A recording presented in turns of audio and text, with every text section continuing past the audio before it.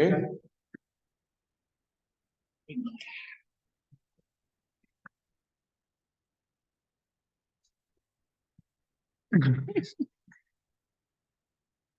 Dating artificial intelligence. So, good afternoon, ladies and gentlemen. We are here for an homage to the guy who coordinated this group for a long time, and is and has been the body and the heart of our Elpis program. As you know, Elpis is a creation from Hannover, and the first creator has been Ilmar Fenga. But in the 70s, when, or in the 90s, when Fenga was becoming old, he told everybody as a kind of a commentary, I need to prepare my succession. I want to live for long. And in 1996, there was an invited in our meeting that was Bernd Oppermann. And I remember, I'll never forget, that Bernd was there with the camera. It was the only time I've seen him with the camera taking photographs of everyone and everything. And that was his way of communicating with others. We could see that he was a little bit nervous about the situation. He was going to be presented to a new group, and the camera was his tool in order to make conversation.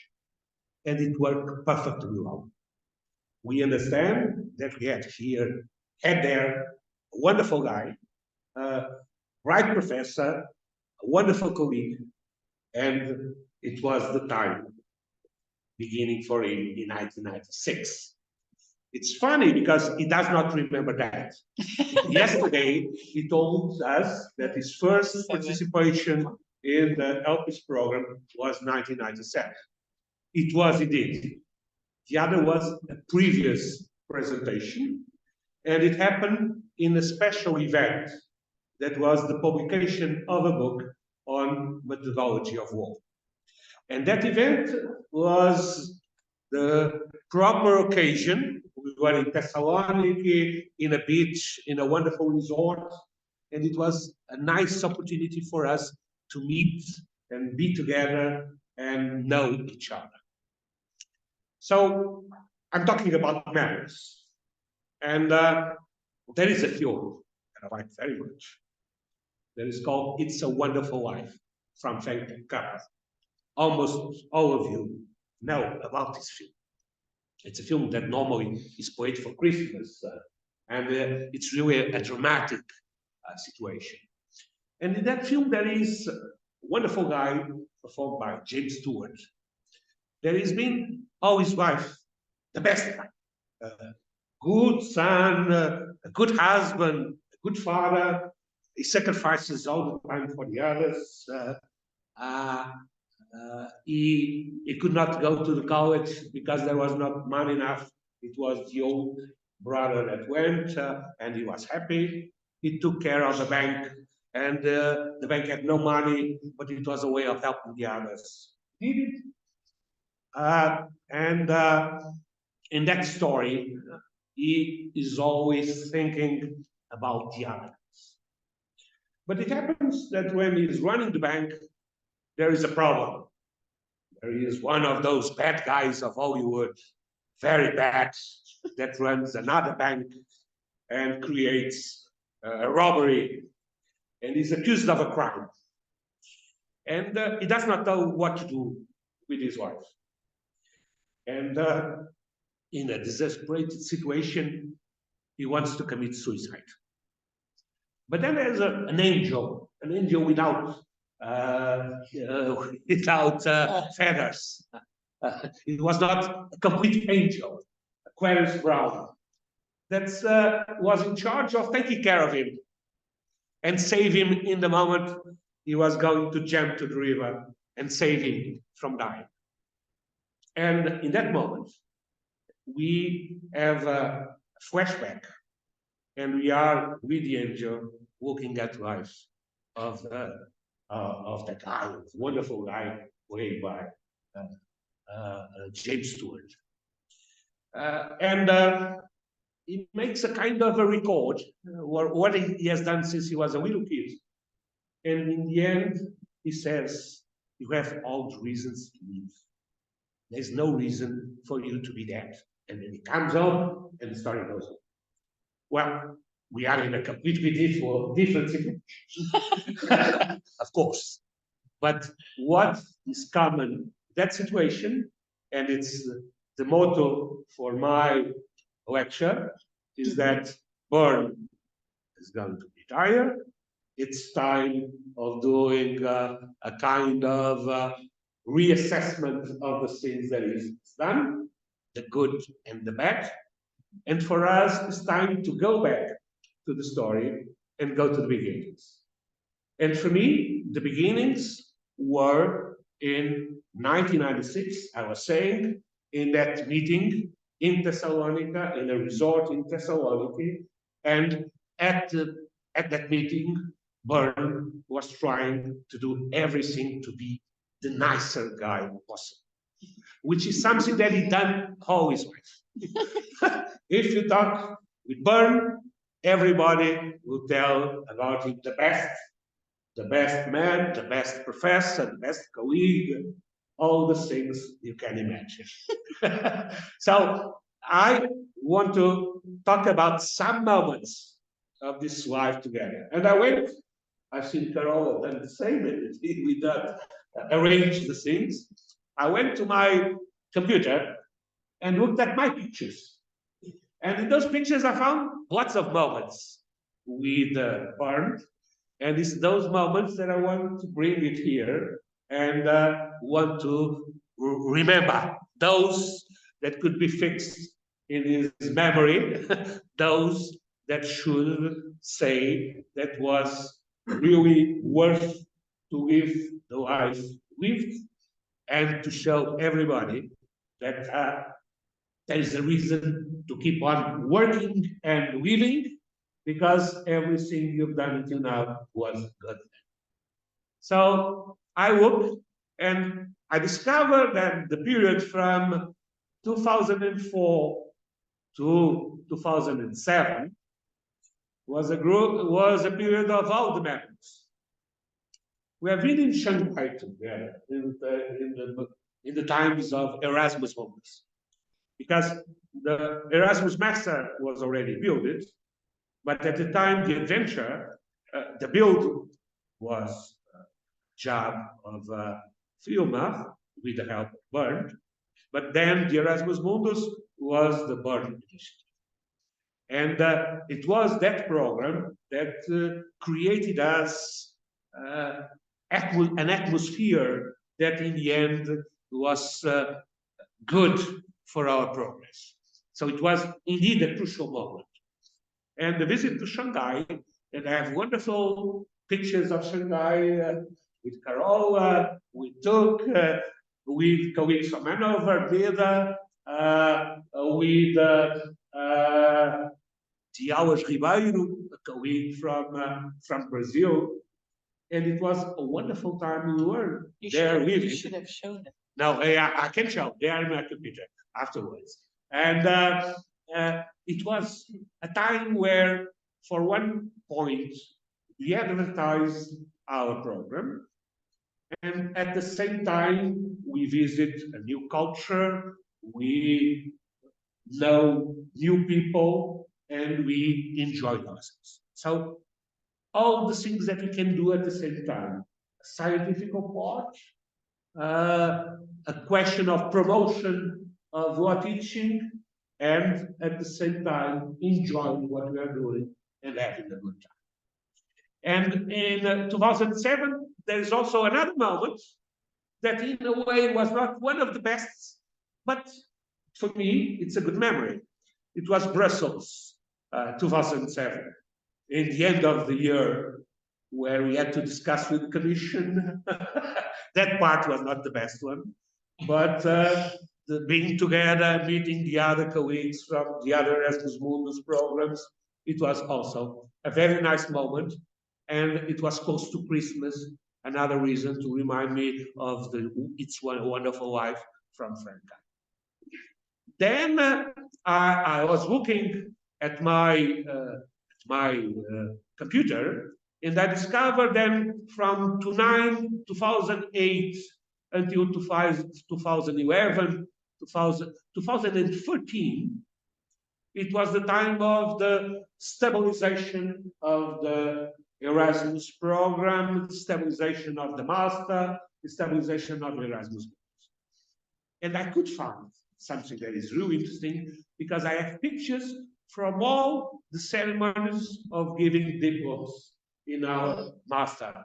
In 2009, I have pictures from Lisbon, 2010 from Hanover, 2011 from Rouen, 2012 from Prague, 2014 from Rouen again, 2014 also in November in Hanover.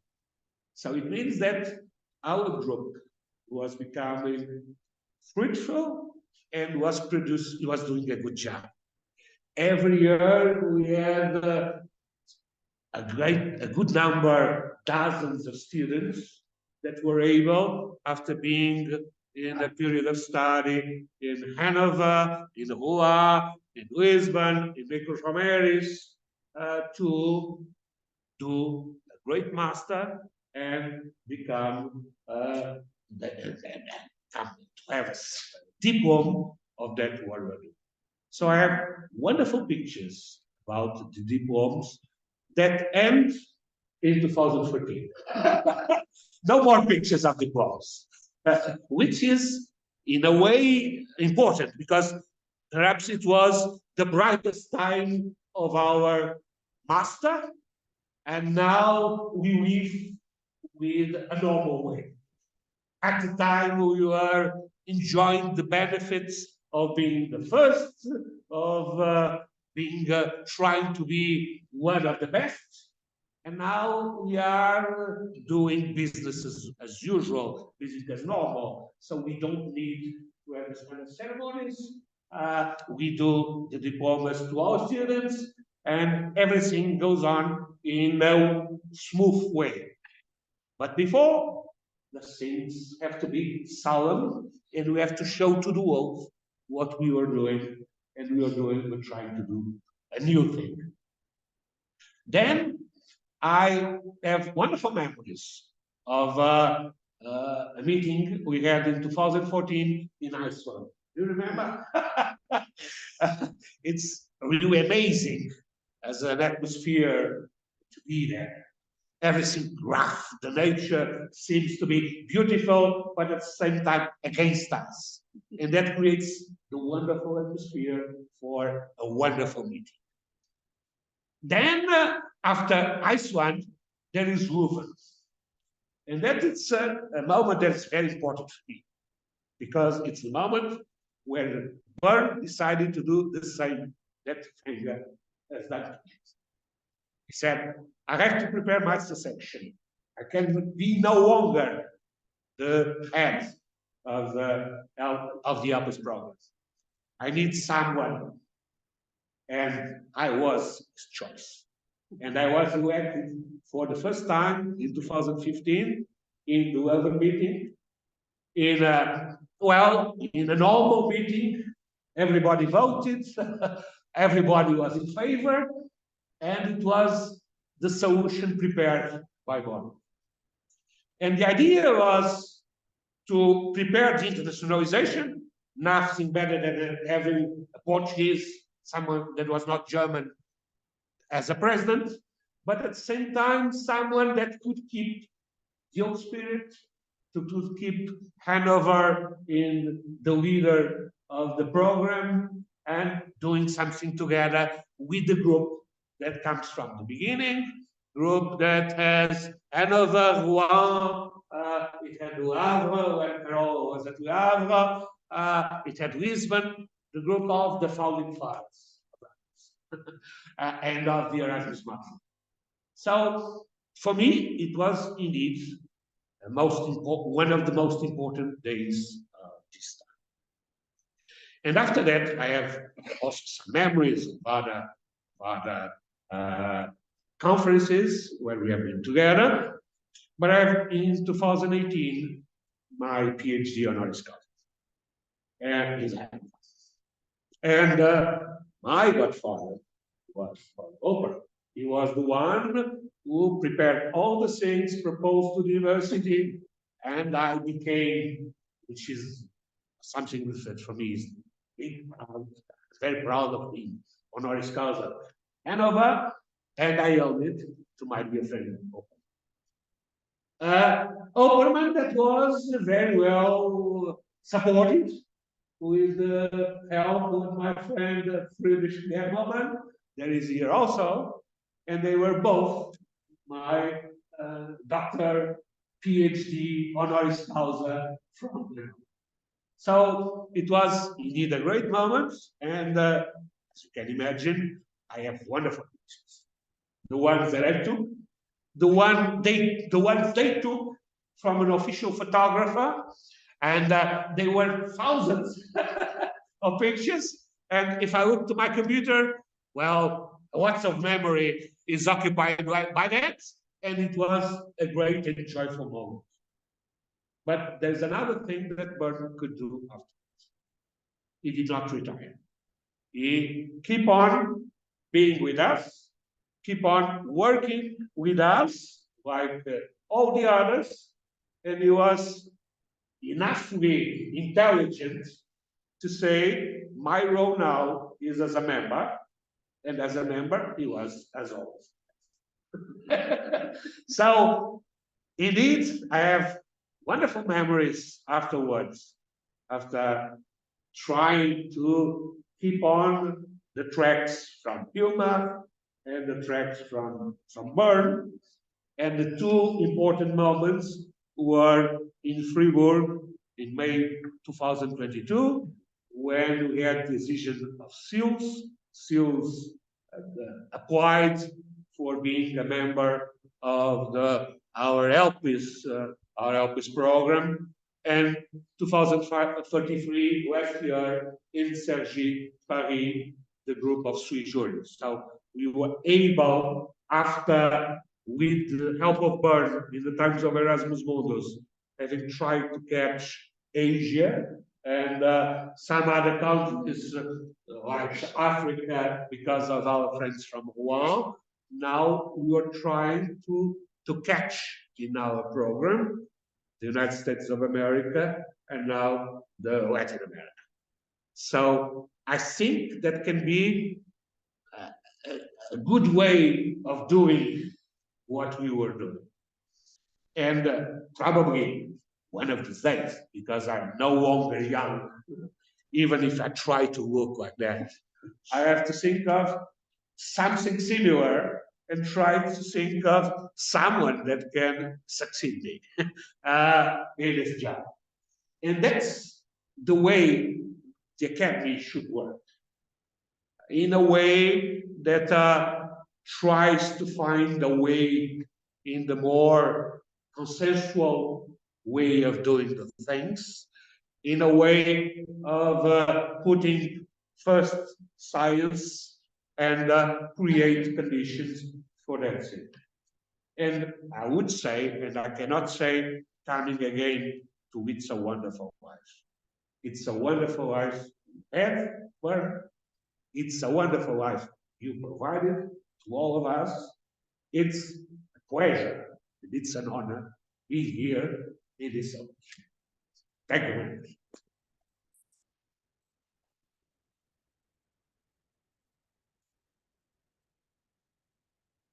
And then I give the floor to Carola Tervegan, that I believe is the oldest friend from oldest. No, the ancient friend from Bernd, because they met before being professors.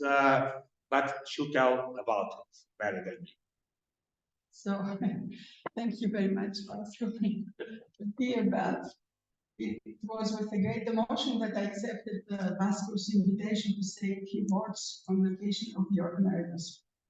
I have to say that I'm particularly moved at this moment of your professional career, And I have particular reasons for this. It seems to me that I am the one in this circle of friends and colleagues who got to know you before everybody else. Perhaps with the exception of two, but I don't know this detail.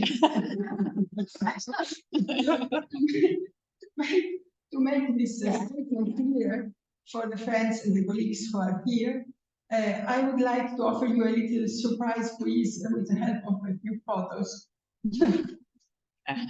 So, in fact, dear Bernd, we began our careers as doctoral students in the same city. Pero comparto pantalla. Bueno, no lo comparto, si no hay nadie. No hay nadie conectado. Vale.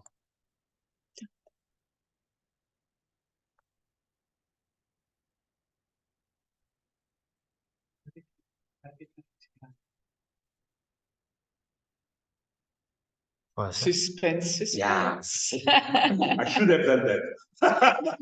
Yes. Good move. Okay.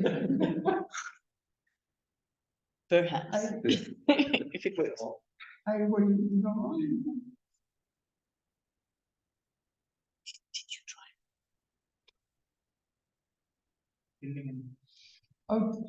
Oh, yes.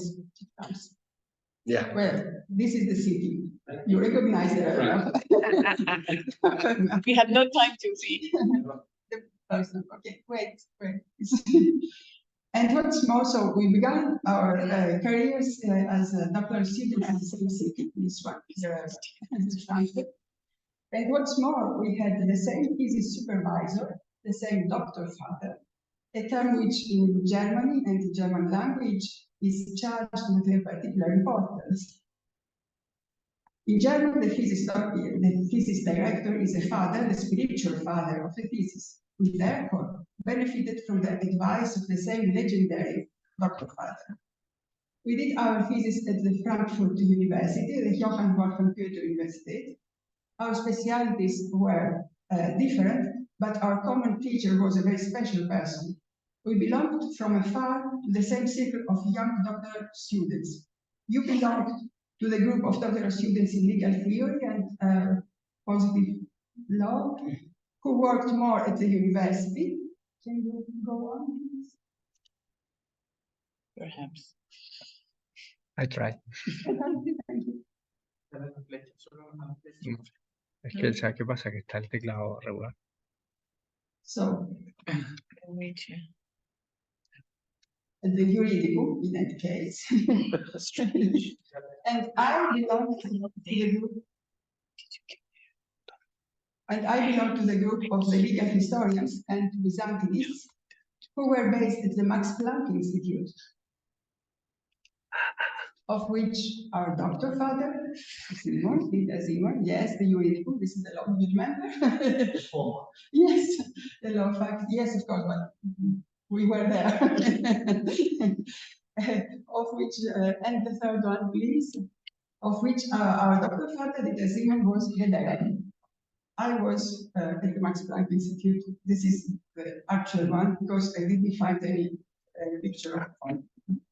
The first time I remember hearing about you, Bernd, was when our dear Dr. Simon, Professor Simon, so the doctor father, during the Byzantinist seminar that took place at his house every Monday evening, which I attended, said to us, and it is true, I have a new doctoral student, Bernd Oppermann.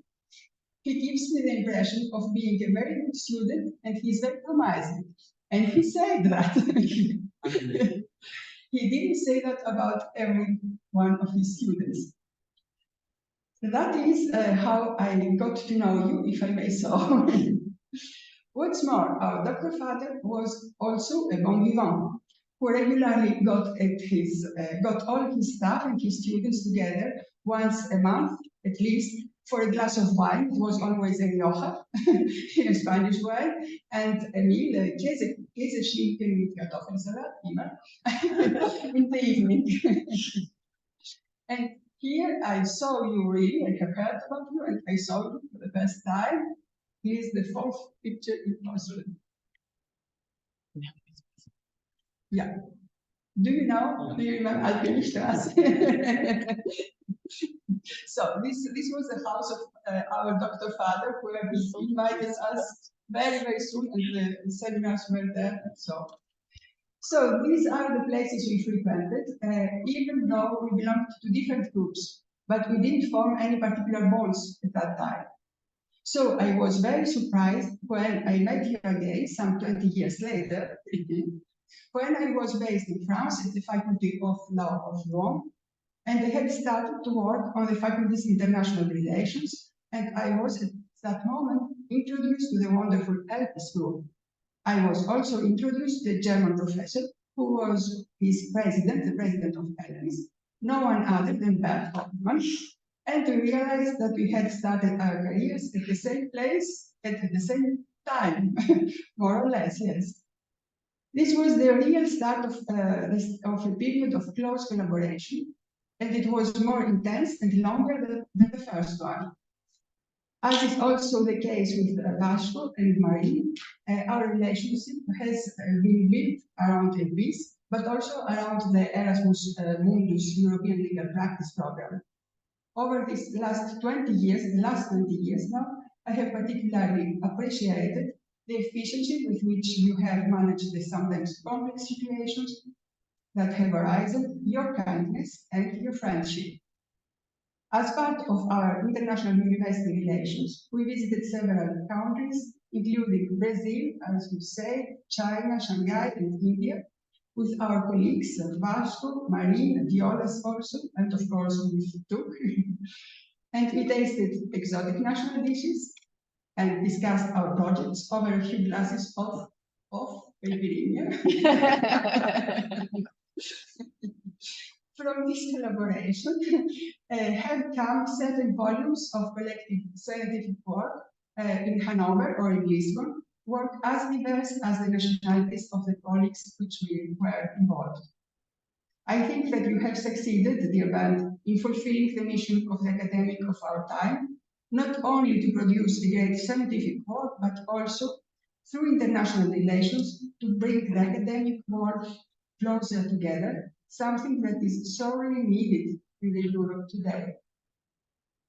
But as we know, there is no retirement in the academic world. In fact, it never stops. So I think this is more of a new start for you. You will have more time on your hands, you will be free from administrative obligations, and you will be able to devote yourself to your scientific pursuits in complete freedom. I'm also sure that we will be seeing each other regularly in the future, and that we will be continuing to productive and friendly relationship that has been built up within the Elpis group.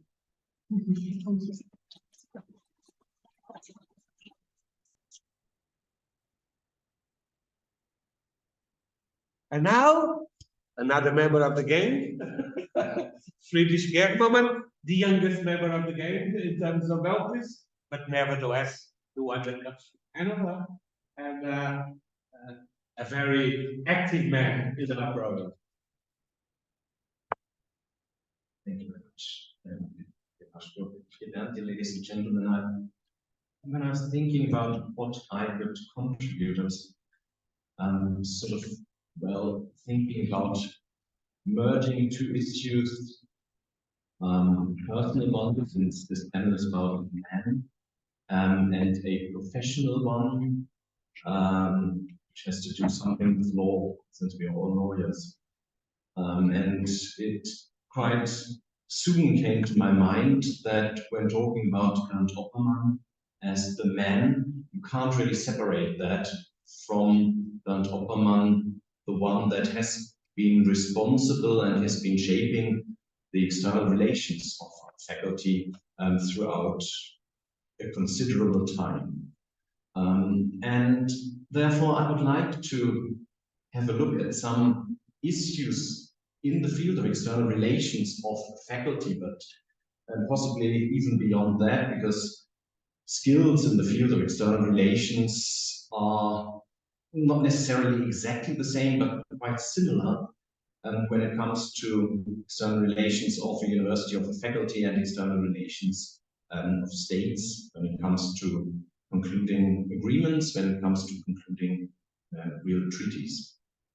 And as Bernd Oppermann has been responsible for the external relations of the law faculty in Hannover for decades now, and has been the one that has contributed significantly to the rather exceptional standing that a faculty like Hannover has on the international sphere. I would like to highlight some points that I would think they are in particular well related to Bernd, that are qualities of him. When you are concluding an agreement, you first ask yourself the question, are you competent to conclude a treaty and agreement? And the question of competence within a university is a tricky one. You need something which Bernd has possesses in abundance, which is skills. You have to be extremely skillful. You have to see who is possibly concerned with this issue. Whom do you have to ask? Whom do you have to take into account? Whom do you have to take into the team in order to get things done? So skills, skillfulness. There's another thing which I think is quite important, that is the principle of subsidiarity.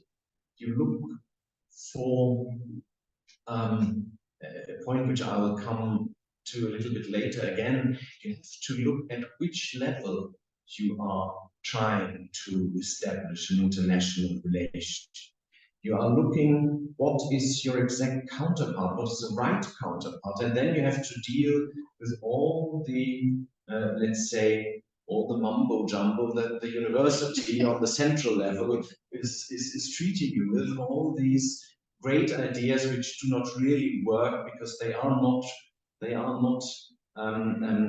respecting the principle of subsidiarity. So you can't really order an agreement to be made between two partners that have never been together and have nothing to do with each other.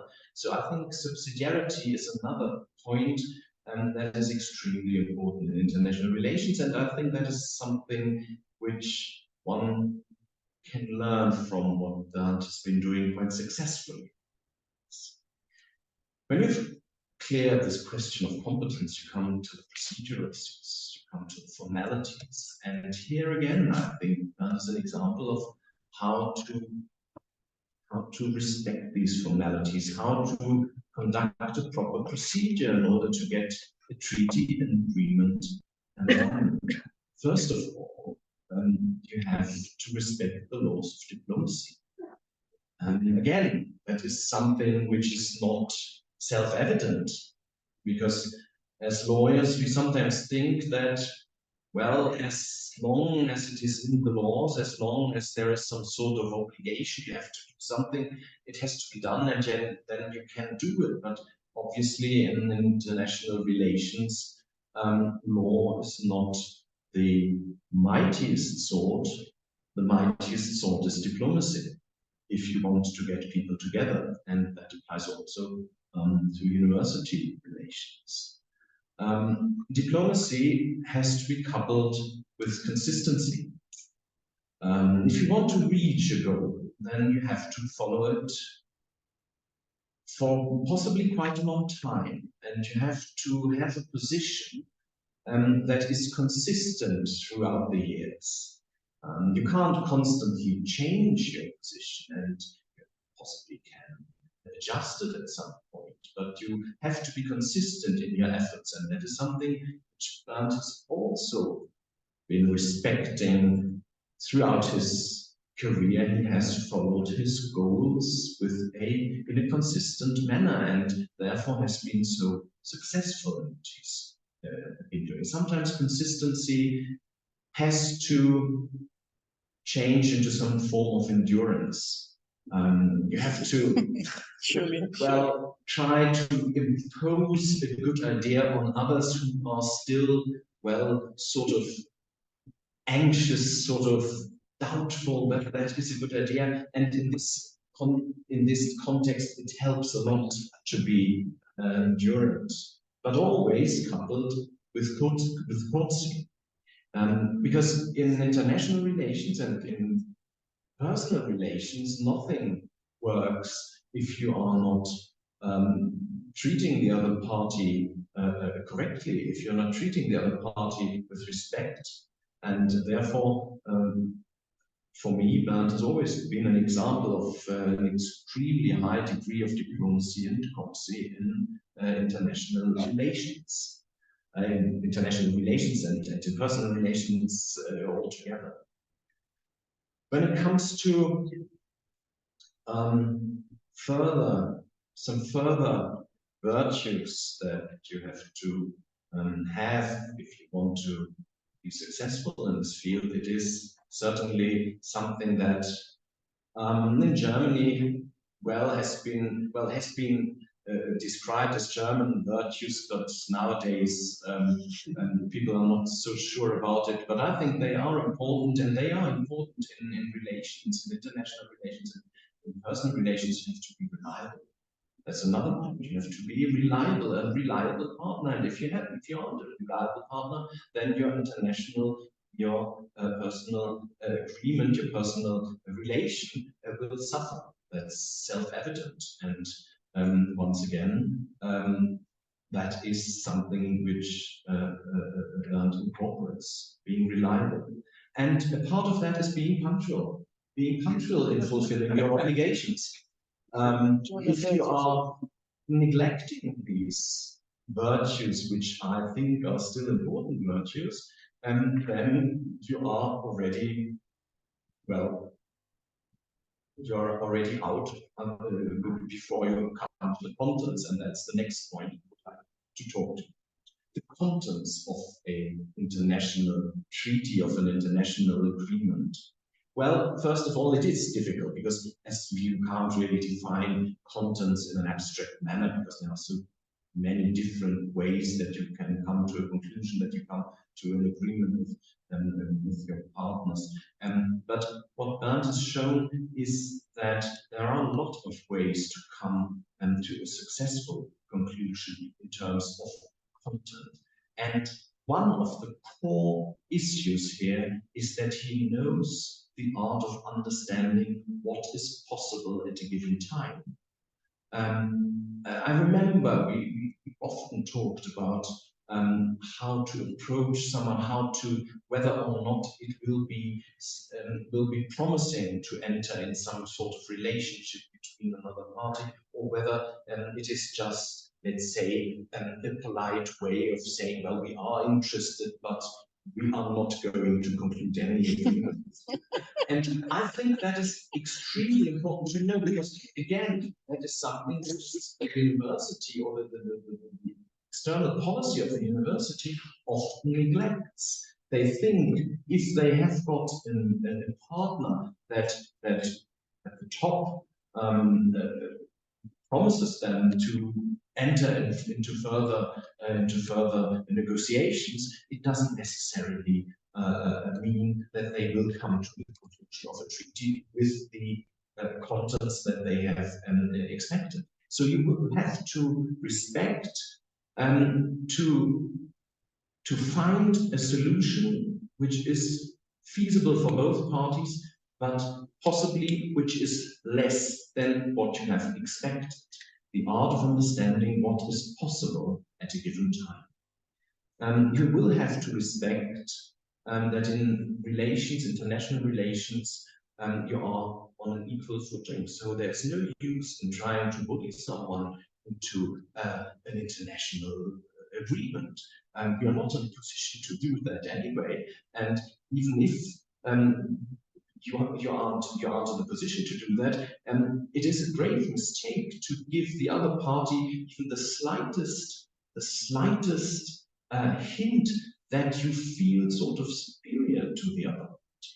And that again, I think, is some advice that one can give to, well, I don't know about German university policy, but German external policy certainly.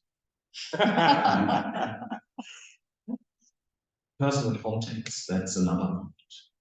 Everything relies on personal context. That's something that I think I've learned from them.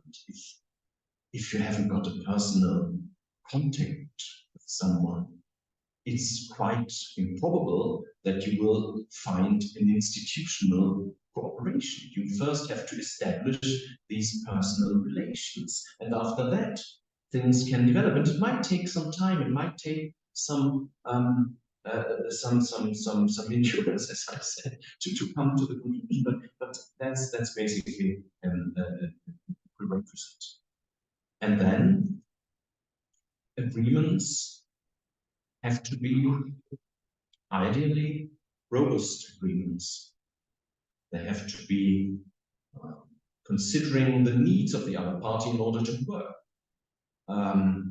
You will have to find a way that is good for both, that is this sort of win-win situation.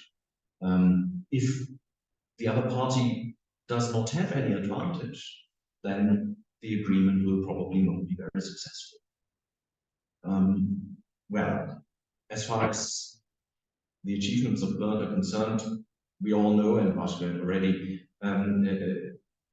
told in detail what has been achieved. The master's degree, Elpis Group and its enlargement, significant financial support from the European Union, which is something that very few lawyers achieve. And basically relations within the entire world, I would say. And it's another thing, well, that is something which you can't really learn, that is sort of a blessing if you've got a partner. That is, in a way, a companion in these fields that can open doors and that supports you. I think that is an immense lesson. The last thing I would like to say is that everything that I've said until now doesn't end at the conclusion of a treaty and its contents. You have to foster it. You have to constantly, what we in Germany call, you have to constantly obey your Produktbeobachtungspflicht. You have to look after your agreement, what you've done, and what Bernd is doing admirably. He's doing that even after he has transferred the responsibility. He's always there for it. I'm extremely thankful for that. And I would like to conclude this very brief impression that I have with the sort of traditional wish, multus annus. Thank you.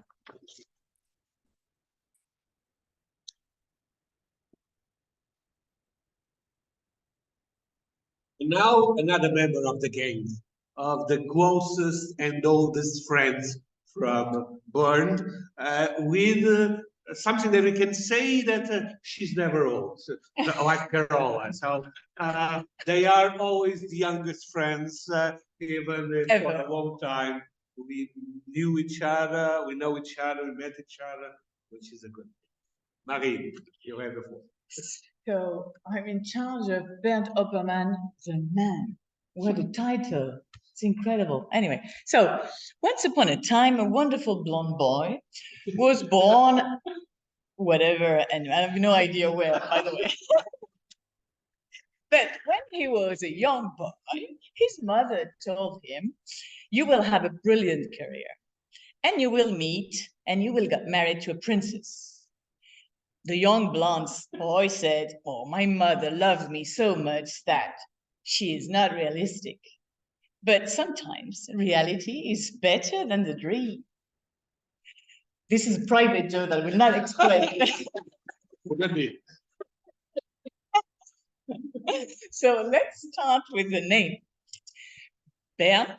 Okay, let's take the first letter, and we will meet a lot of virtues that Friedrich, and the first virtue, by the way, you mentioned is the ability to choose someone in the right place, and we have the proof that you are very able, because you bring to us Friedrich, which is a very beautiful talent, and we are thankful for this, by the way. So first is B, brain, of course. We have a great brain, and when we have they explain, and you will explain better, so that. E, European, but it could also, of course, European, but it could be also elegance. You're very elegant, handsome. I can say, because we are in public and the wife is there, so I can say you're handsome. And you're very elegant, but you're also elegant in your soul, I would say, in your manners. So it's always a great pleasure to have elegant people and to deal with elegant people. R for responsible, of course. I didn't know it was a German virtue, but you are a representative of this, but also a little bit resistant. You are a very Brittany style, West of France style. You resist to pressure, to EU pressure, or to, yeah, I like this idea of you a little bit resistant also. And for nurturing, I choose that because both intellectually, you give a lot of your intellect, your mind, but also you're very generous. So you also gave us very often terrestrial food. So because you're very generous, so, and you are also un bon vivant, so you like life, and it's also a pleasure after the work to have joyful life together, and it's also a pleasure. D for dance, of course. Again, a private joke that who has to understand will understand. And T is for thoughtful, talented, and tenacious. He mentioned, Friedrich mentioned it. I think you are very tenacious, and it's a necessary virtue, I would say, these days. Now your surname, Oppermann. So O, I've chosen open, because I think you're a very open-minded person and open to social relations. When I arrived in this group was already formed, I was very welcome, and I feel warmly welcomed by you especially, but also the others, but you were the president, so of course I remember it better. P for particular, because you are special, I would say. You have special way to expose things, to bring people together, you're very optimistic, and you help to say, let's go, let's try. And this is very important to lead a team, to have this energy to build something. You're also patient, not always. I will introduce a little. I have the same character as you have, sometimes fire.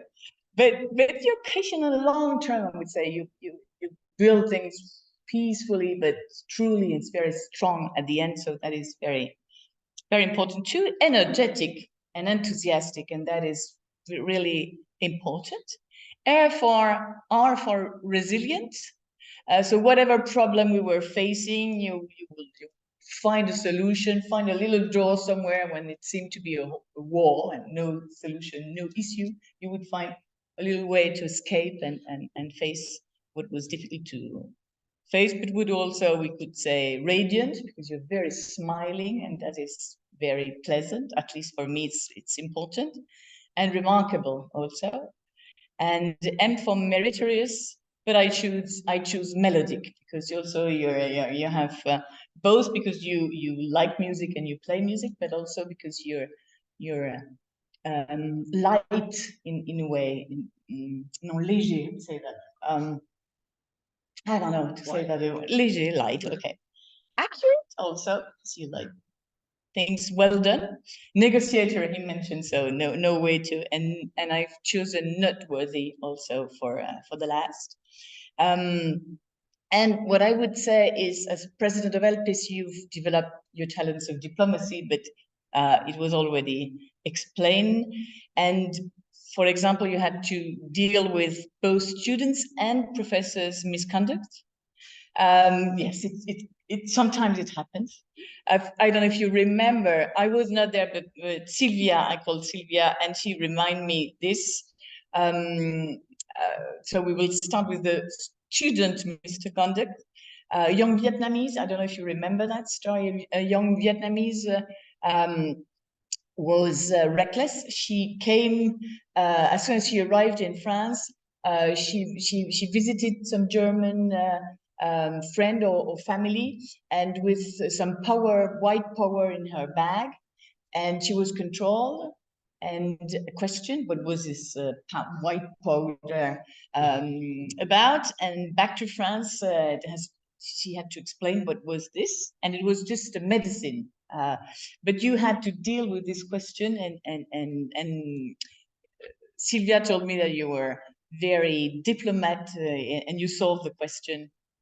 That was not easy. And worse, you had to deal with professor side, one of the Indian colleagues. So Sylvia told me he was stressed and tired, and probably because you worked so much. I was not there. No, when I came, everything was well.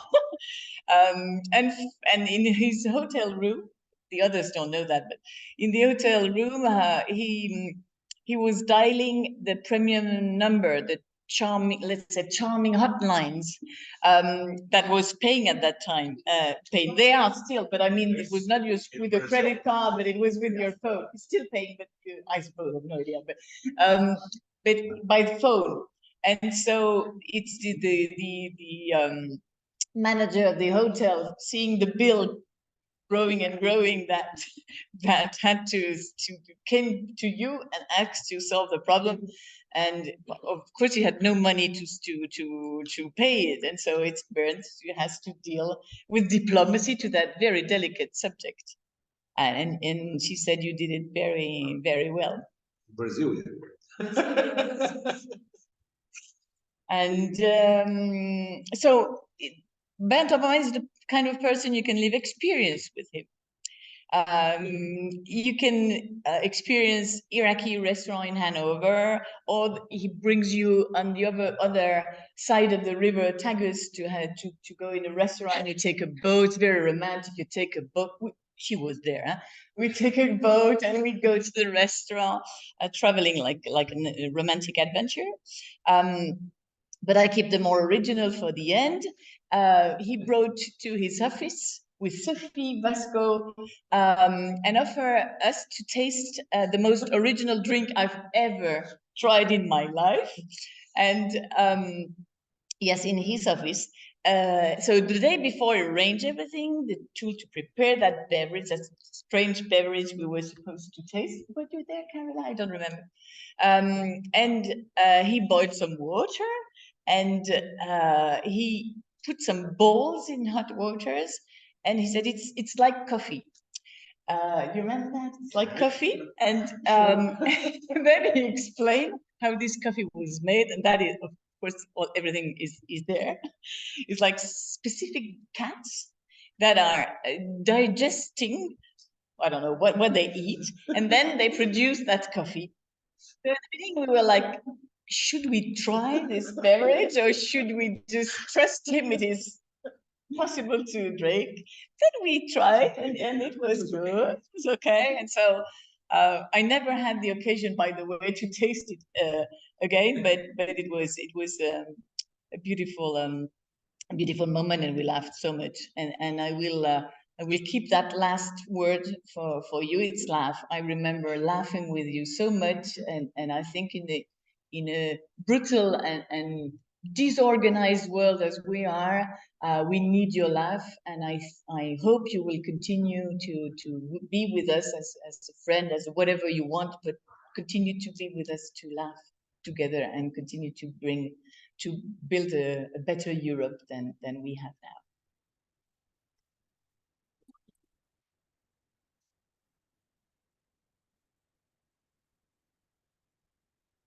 So this was the first part. Bernd Oppermann, the man. Now we have the second part. Bernd Oppermann, the professor. So I call to the floor. Yes, more serious. This was the more emotional part of the program. So I call to the floor Gerhard Fjoka and Arne Kuneke. They'll be here. And I hope you have Melanie in the United States. Hello, Melanie. How are you? Good. How are you? Fine. It's a pity that you cannot come here, not be here, but now you are. It's the important thing. Yes, it's good to see you. Good to see you. I'm sorry, I've missed the No. fun. No, we missed you. Well, I miss you guys.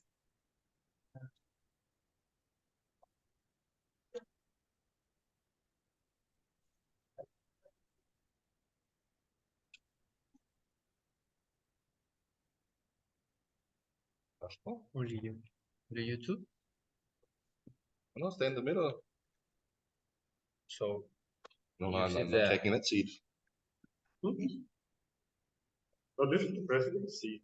That's it, it. it is We keep it free. Oh my God.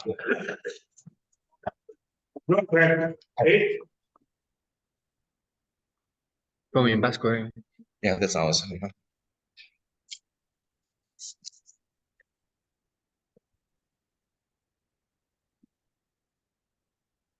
So now we are coming to the second part of the ceremony. And I have to say that this idea of celebrating Bernd Oppermann as a professor was an idea from the American side.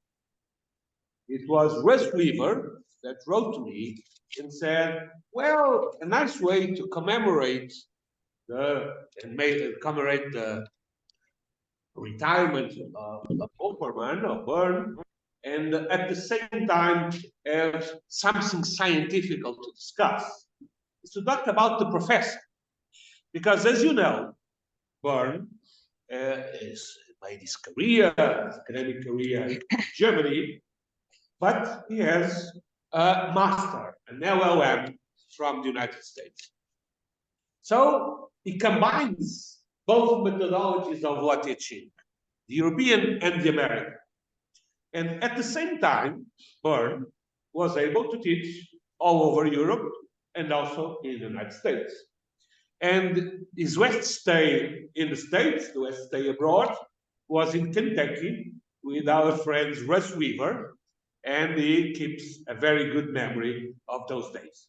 So I thought it was really a good idea, and I prepared this kind of American, European way of changing ideas on law teaching, and I asked my dear colleagues to be here and talking about it. According to the program, Gerhard will be the first, isn't it so? I have no idea, but I believe so. if the president says so, I'm invited to be. No, yes, you are. Go ahead. As you know, I'm a Catholic, and sometimes I do things that are not the more convenient ones, but I react in a quite fine way. Yes, you are the first. Please, Gerhard. Well, thank you very much for having me on this panel. Although, unfortunately, I'm probably terribly misplaced because neither my teaching nor my learning history has anything transatlantic. I have no idea what they actually do over there, and I actually don't know much about teaching either, as I'm just doing it, but I've never actually learned. And I must also admit to not really knowing much about Oppermann's teaching, because I've never actually experienced it. So, what I'm doing here? Well, even though I'm not American, I'm not even a real European, I am Swiss. So I can try telling you something about or from my Swiss perspective. Because there is one difference between the US and Europe, in particular Switzerland, that is very often overlooked, because of course I could have gone on with small groups and Socratic method, in the US and the large auditoriums in Europe, but then probably any random American would have told me, no, it's been maybe like this 40 years ago. It's not, it's converging actually. So no, there's one other thing that whether actually it might be a difference, and that is teaching, learning law in a multilingual context. Switzerland is a small country with 4 national languages, of which 3 are official languages. All legal acts have to be published in those 3 official languages: German, French, and Italian. And the intriguing thing about this is that there is no hierarchical order between those 3 languages.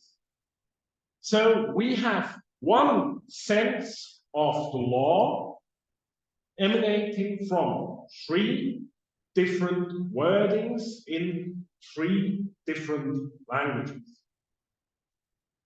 No hierarchy. So if those different language versions differ in sense, what happens from time to time? One has to find the one right sense. And this, of course, brings about very specific needs for lawyers, because law is made of language. Not much more than that. So language is the main ingredient of law, of legal reasoning, and dealing with multiple languages in legal discourse, in lawyering, in negotiating, is a very essential part of our business. And of course, this brings us to the question, what are the consequences of that for legal education? And for what does a lawyer actually need to do or to be able to do with language? I mean, the obvious answer would be know all languages, which is maybe unfortunately, maybe not, impossible. So I think the other option would be, well, then they all need to have one common language.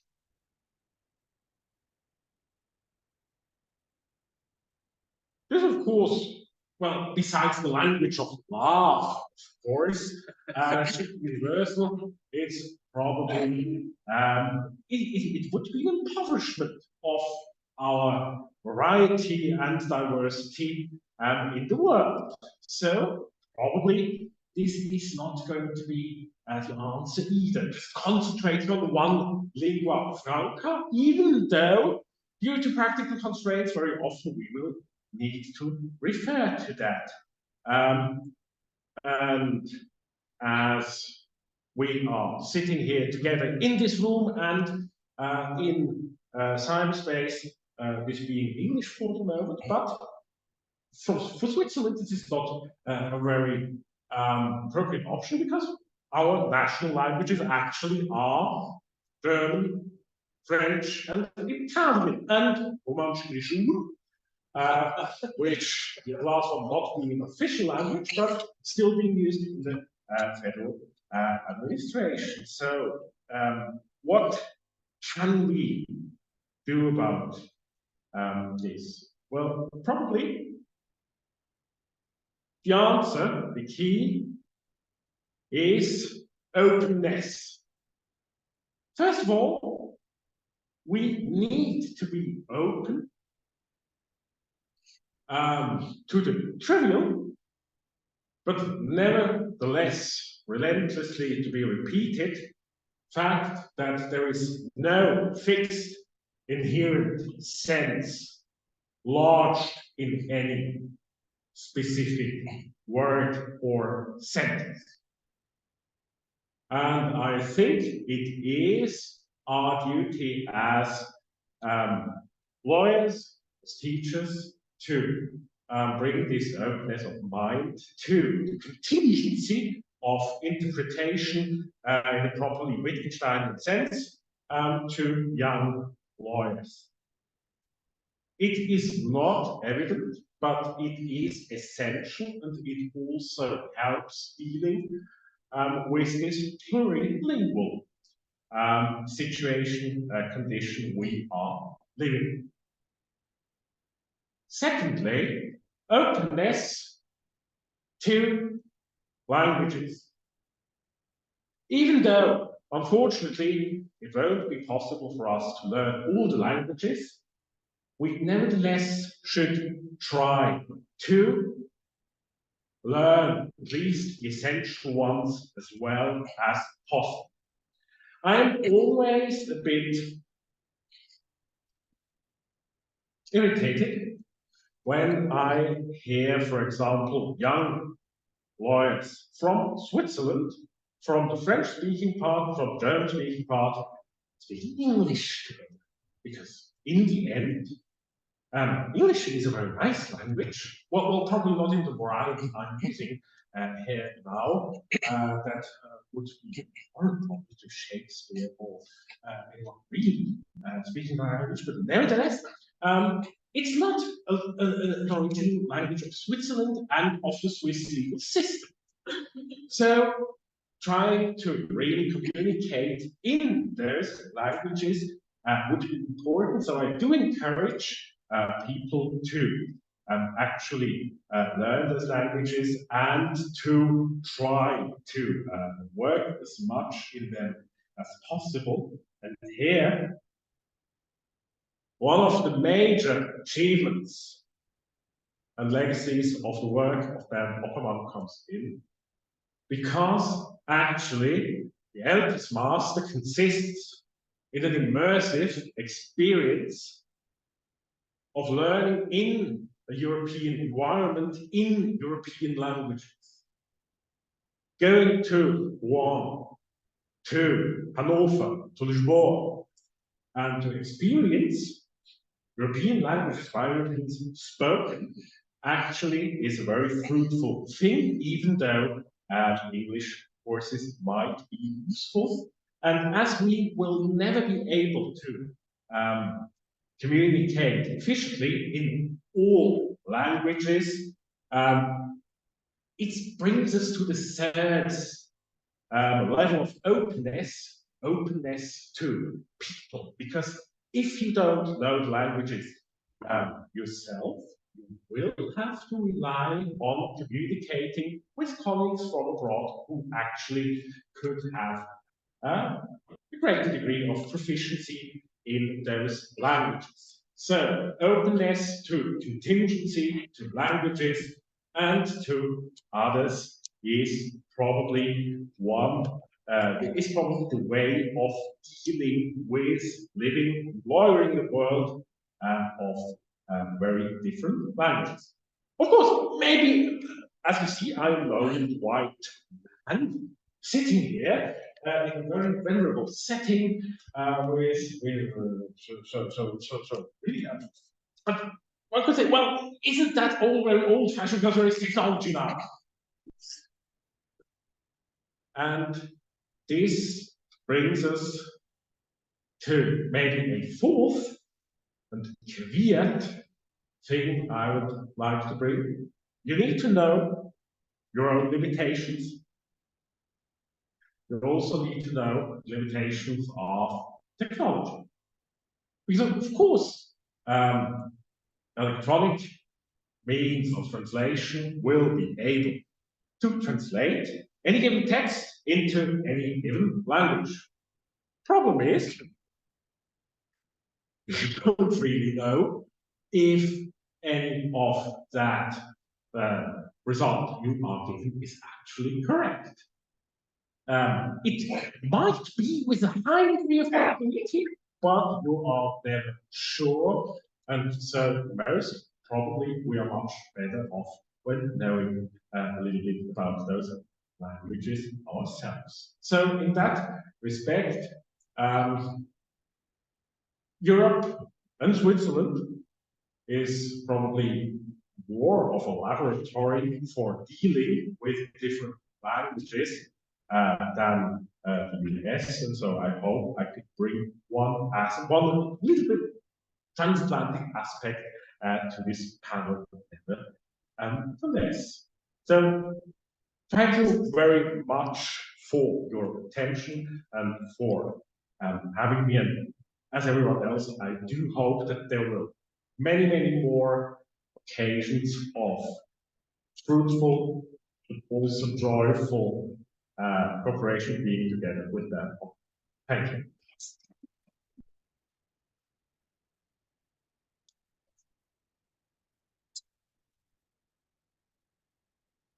Okay. So, thank you very much, my dear Gerard. It was a great contribution for the comparison between Europe and America. You are right. That's the question of waivers is something that is really different and we should talk about.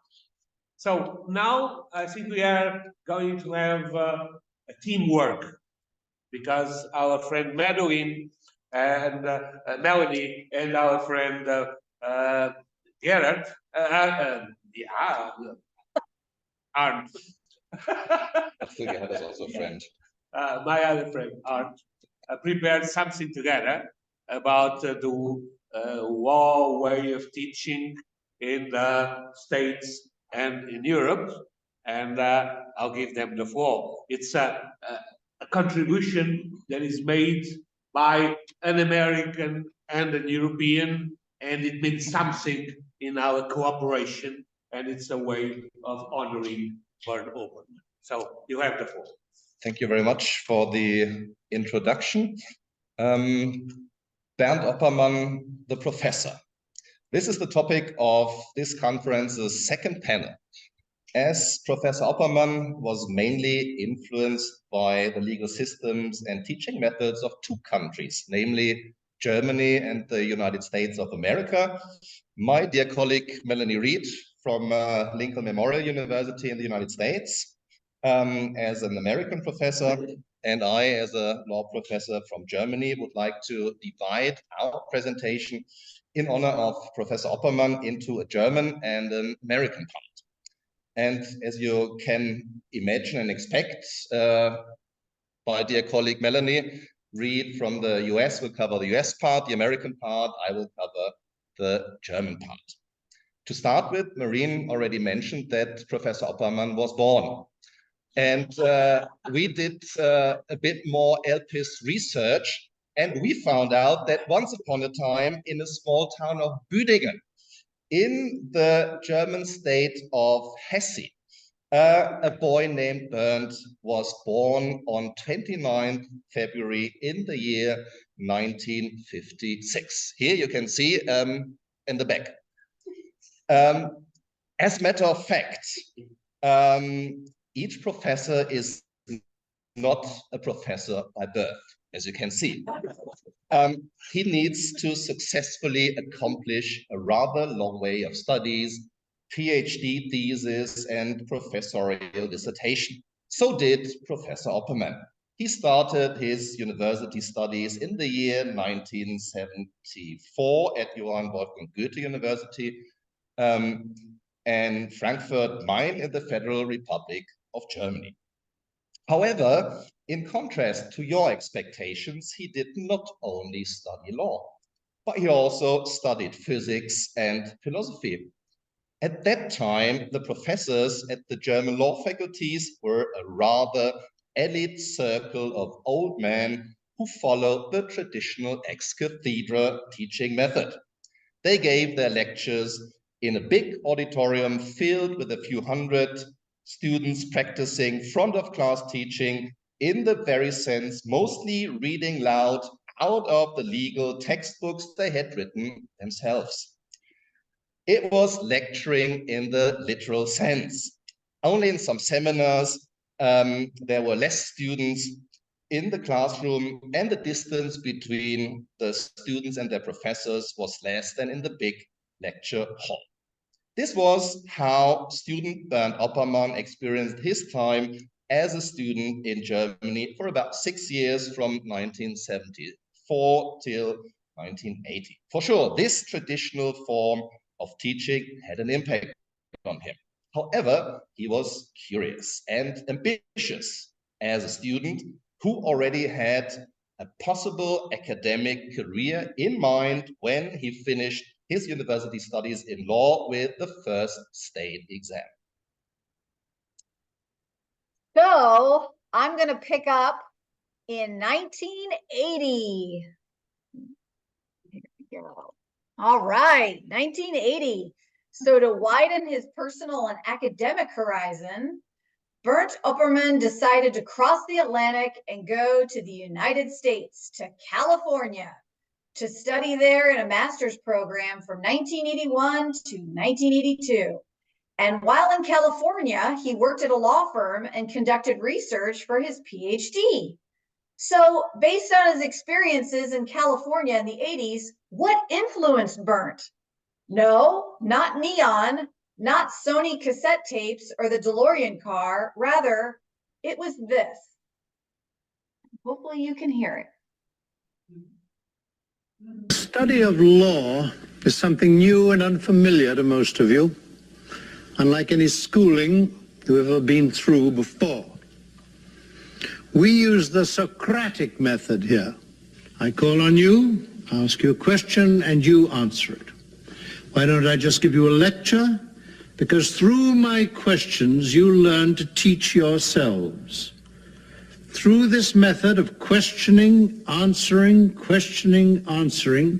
we seek to develop in you the ability to analyze that vast complex of facts that constitute the relationships of members within a given society. Questioning and answering. At times, you may feel that you have found the correct answer. I assure you that this is a total delusion on your part. You will never find the correct, absolute, and final answer. In my classroom, there is always another question to follow your answer. Yes, you're on a treadmill. My little questions spin the tumblers of your mind. You're on an operating table. My little questions are the fingers probing your brain. We do brain surgery here. You teach yourselves the law, but I train your mind. You come in here with a skull full of mush, and you leave thinking like a lawyer. Ooh, you come in with a skull full of mush and you leave thinking like a lawyer. Yes, this is when Bernd was introduced to the Socratic method of law teaching, developed by the Greek philosopher Socrates. The Socratic method is the dialogue between teachers and students, instigated by the continual probing questions of the teacher in a concerted effort to explore the underlying beliefs that shape the students' views and opinions. Though often misunderstood, most Western pedagogical tradition from Plato on is based on this dialectical method of questioning, and the Socratic method is better used to demonstrate the complexity, difficulty, and uncertainty than to elicit facts about the world. The aim of the questioning is to probe the underlying beliefs upon which each participant's statements, arguments, and assumptions are built. So, if you look closely, Study of law. You might be able to see Bernd in the background. Hawkins versus McGee is a case in contract law, the subject of our study. A boy burned his hand by touching an electric wire. A doctor who was anxious to experiment in skin grafting asked to operate on the hand, guaranteeing that he would restore it 100%. He took a piece of skin from the boy's chest and grafted it onto the unfortunate boy's hand. The operation failed to produce a healthy hand. Instead, it produced a hairy hand, a hand not only burned, but covered with dense, matted hair. Mr. Hart, what damages do you think the doctor should pay?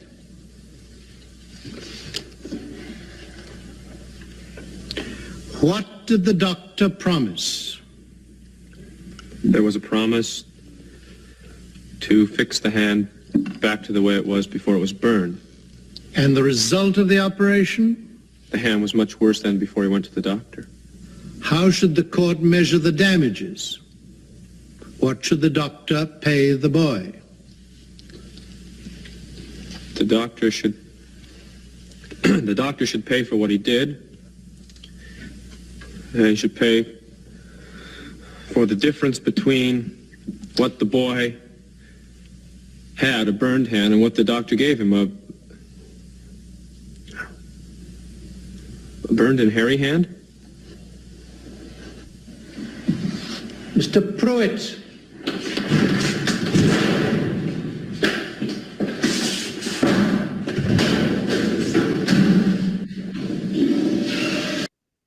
So that's what usually happens after you have to deal with the Socratic method. Hawkins.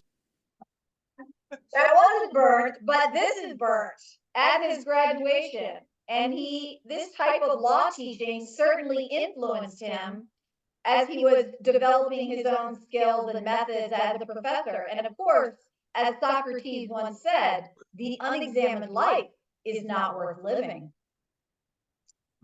Yeah, in this American auditorium, you heard a lot of things about Bernd. But after this formative experience in the United States, Bernd Oppermann returned to Germany, to Frankfurt, and served his legal clerkship, which he successfully finished in 1983 with a second state exam. At that time, he was formally qualified for any job in the legal profession. However, Bernd Oppermann's main interest was the academia. Therefore, he wrote his doctoral dissertation in just a couple of years and became a doctor juris in 1985. But it was just the next step of becoming a professor. After a year working at the Ministry of Justice in the state of Rhineland-Palatinate in scientific research, he went to Hamburg. There he worked as an assistant professor at Hamburg University from 1987 till 1992 and finished his professorial dissertation during these years. As full professor, Bernd Oppermann received a call from Gottfried Leibniz University in Hannover and started working there as a full-time professor for civil and commercial law from 1992 on. In the first years of his professorship, he mainly tried to follow the traditional German law teaching approach of ex cathedra teaching. In his lectures in front of a few hundred students, he explained legal theories and concepts and combined them with countless case examples to make the students better understand how these legal concepts were put into practice. The judicial subsumption technique took the center stage in his teaching approach and was practiced with the students in form of case studies in the exercise courses, which were held in addition to the front of class teaching.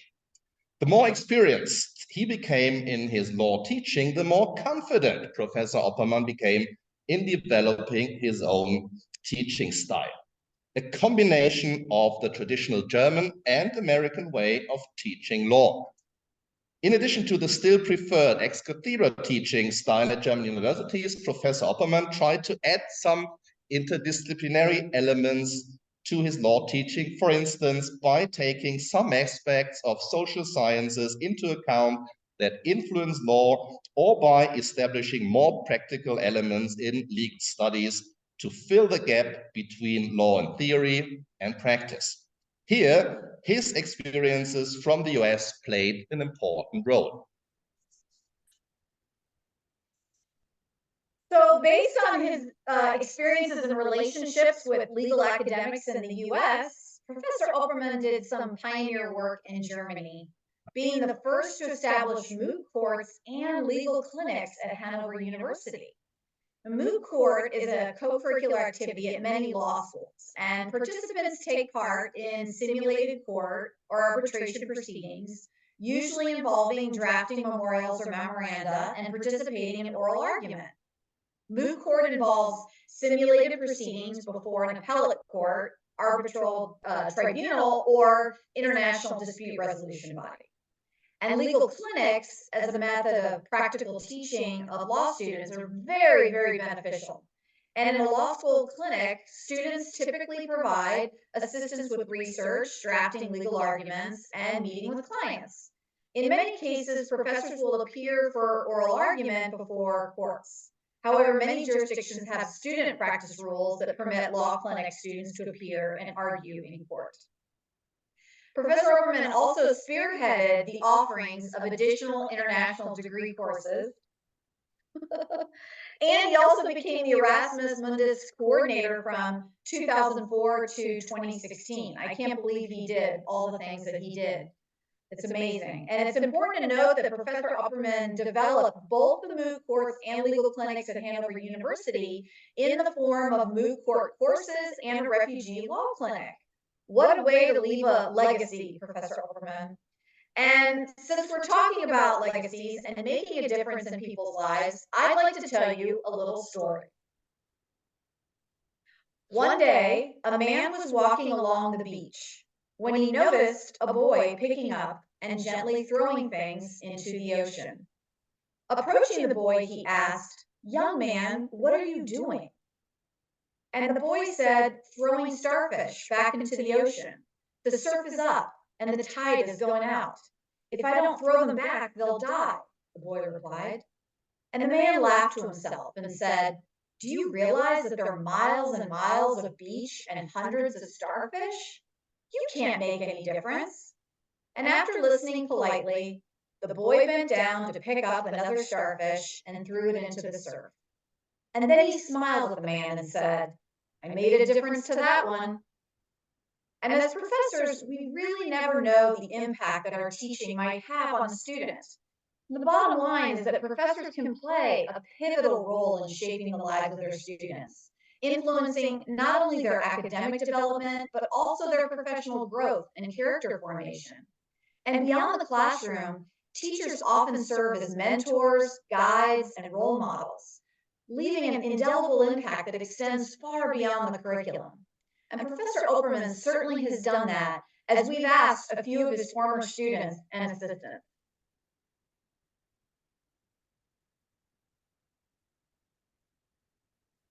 One said, "Professor Oppermann always saw the person and not just the topic when supervising a PhD dissertation." And another one said, "You could always approach him when you had a problem."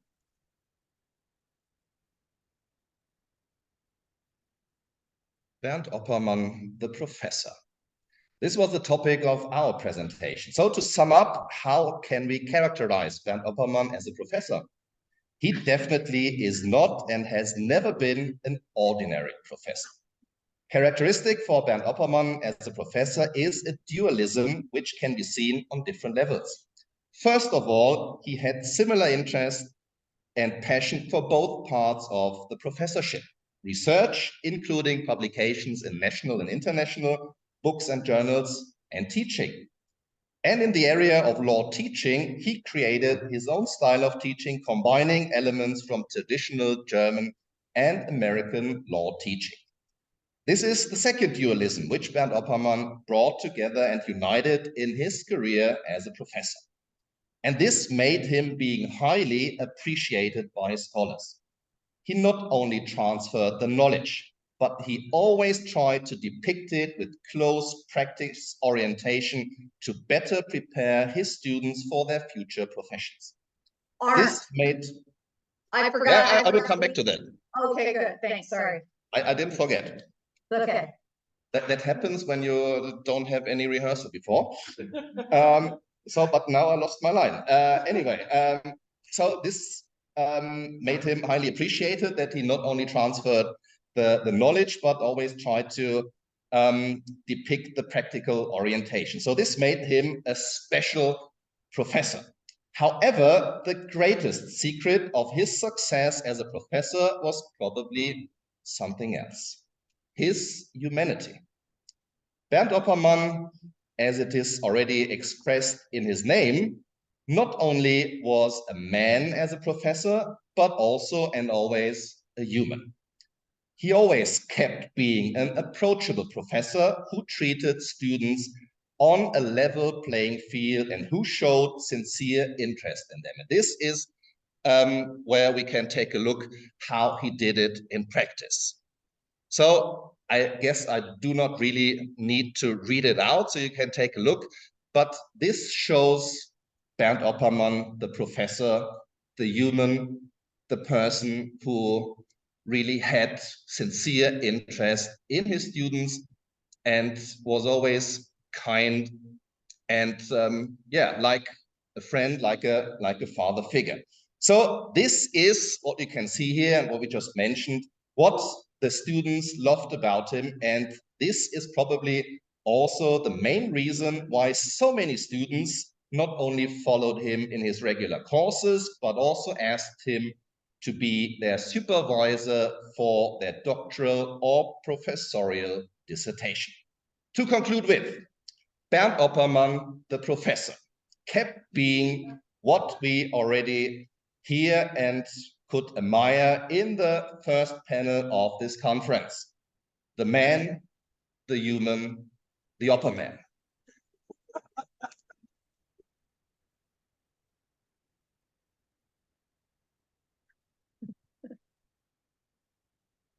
Thank you very much, Melanie and Arndt.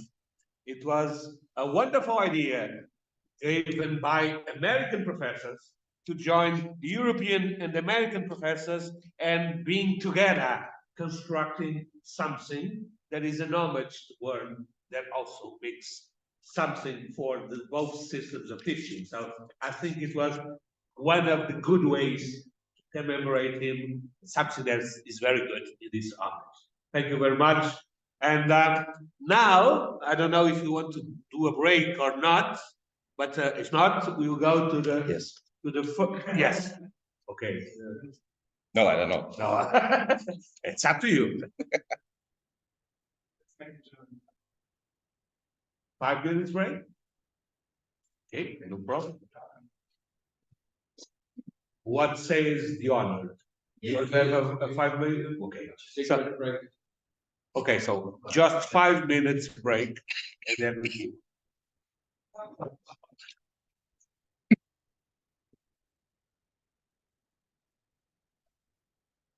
So, again, you are very welcome to being here in this homage to Professor Bernd Oppermann. And after talking about the man and the professor, now comes the scientist. And as you've seen, Professor Oppermann always chooses new things, new topics, and he chose 2 of the topics that he likes more, and the ones that he dedicated more time in this one. First, Professor Pedro Buerzo, who talked about European competition law, which is one of the favorite topics. It comes to America and it teaches European competition law. It comes to Lisbon and teaches European competition law. It comes to France and it teaches European competition law. And always in a new way, in a fascinating way, always in the way a student like and or something. So this is the first topic. The second topic is the West. The automatized autos, the machines, artificial intelligence, all of that. And we have to remember that there is a book coordinated by Petra Buch-Hibb and from Bernd Oppermann about the automatisierte Systeme, the automated system, which is a wonderful book and I recommend to everybody. Not because I had a small part in it, not important and not relevant, but all the others make wonderful, wonderful papers, wonderful texts about this problem. And that part will be divided In the presential part, we have here Professor Philip Temming from Hannover. It's a pleasure having you here. You arrived yesterday. You have already been with us, we met us, we've been in the Alhambra together, and it's really a pleasure welcoming you here. But there is another part that will be on video form, because some of the other colleagues could not come, they regret, but they performed a video that we'll see afterwards. And those colleagues are Petra Bukpiep, Stefan Meder, and Susanne Beck. So we have 3 videos after this presential part with the participation of these colleagues of Bernd and well, companions of the same task, that is studying automatized systems, to study the way the machines do work when they are automated. So first Pedro, and then our friend Felipe, because you have a Spanish, it's as far as I know. Felipe. This is a mixture of German and Spanish roundtable.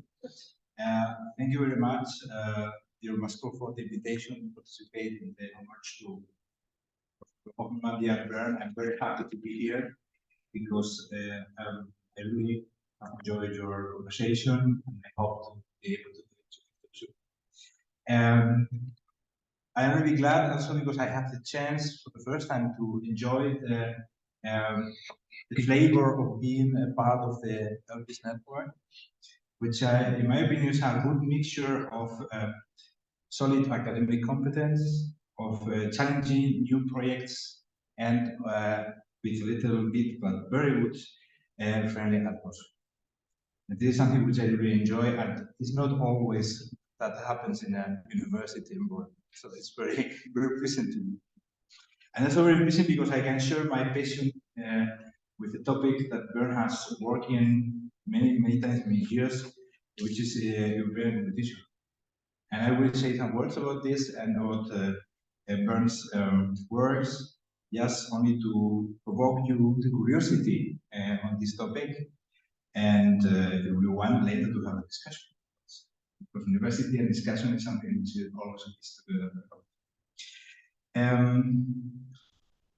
European competition law, EU Wettbewerbsrecht, Derecho de la Competencia, is multiple languages that is split in 2 different big parts, which is antitrust, typically antitrust and fair trade.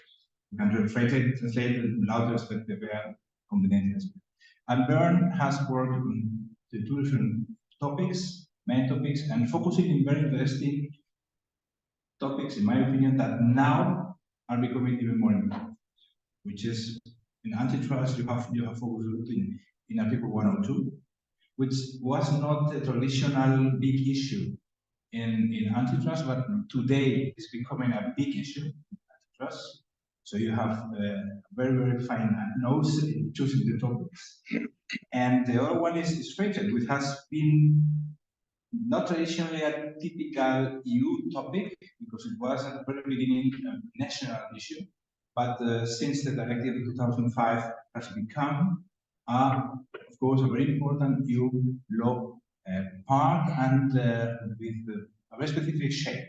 Sometimes it's problematic with relation to the national legal system. So let me focus first on antitrust, and then I will focus on Today, as I said, Article 102, merger control also, because merger control has a failure problem, big failure problem, this is going to face in the next time.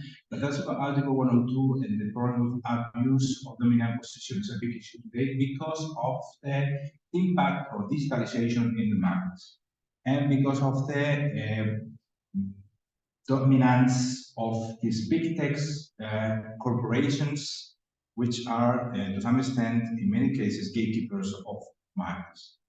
And this is a new situation, but an old situation, because if you think about the origin of antitrust in the US, The Sherman Act was created in order to control the power of the central government.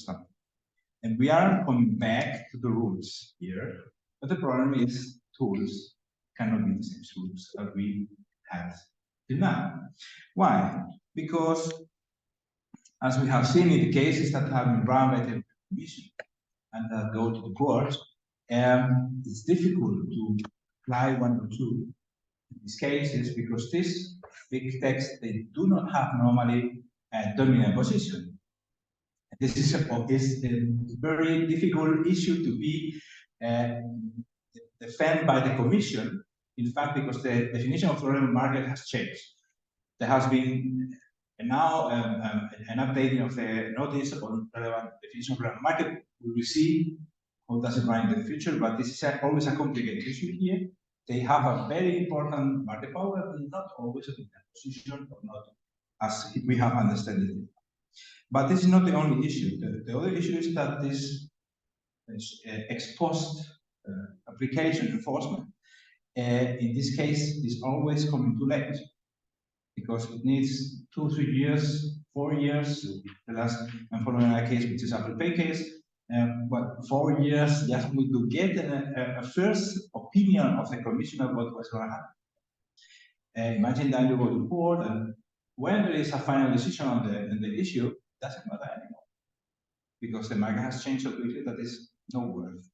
Okay, you can fine, maybe they get a fine, but the fine is not a good remedy. I will talk about remedies later. So, and this is one of the moves here, the challenge. The Bernd Union has decided to move from an ex post enforcement to an ex ante. The maximal or the clear legislative key point here is the so-known DMA, the Digital Markets Act, which means we are going to be proactive, right? And we are going to try to control ex ante the behavior in the market of these big techs, of the gatekeepers, right? But DMA raises a lot of issues.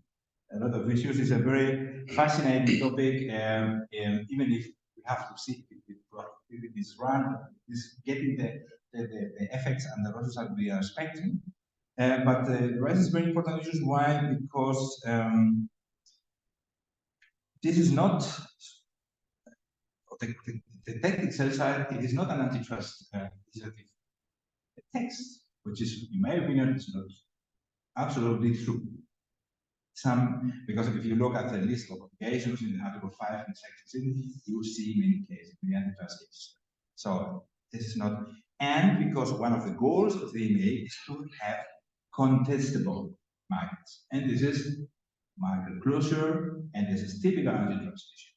So even if they say no, we are antitrust good, but they try to achieve as a fair market. And fairness is not antitrust. Fairness is something different, as Bernd perfectly knows. And this is a new dimension of fairness. We'll talk about it. Further issues here. The problem of fairness is the world opens that can we persecute non-economic laws by means of antitrust? Something which is in the present time also an open issue. And in this case, another element which complicates even more the thing is that, as I say, this back to rules is a way to try to defend the EU autonomy, because big techs are not European big techs. American big techs are Chinese big techs, but we have not very much European big techs. So this is also an issue of EU autonomy. On the other hand,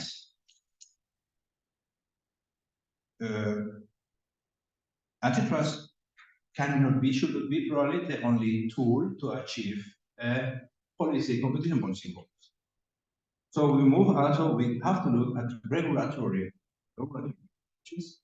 And in my case, for example, I look in financial services, in banking services, and if you look at the PSD2, which is at the present time is going to be renewed, there are some rules on which you can say this is competition policy, which is, for example, open data.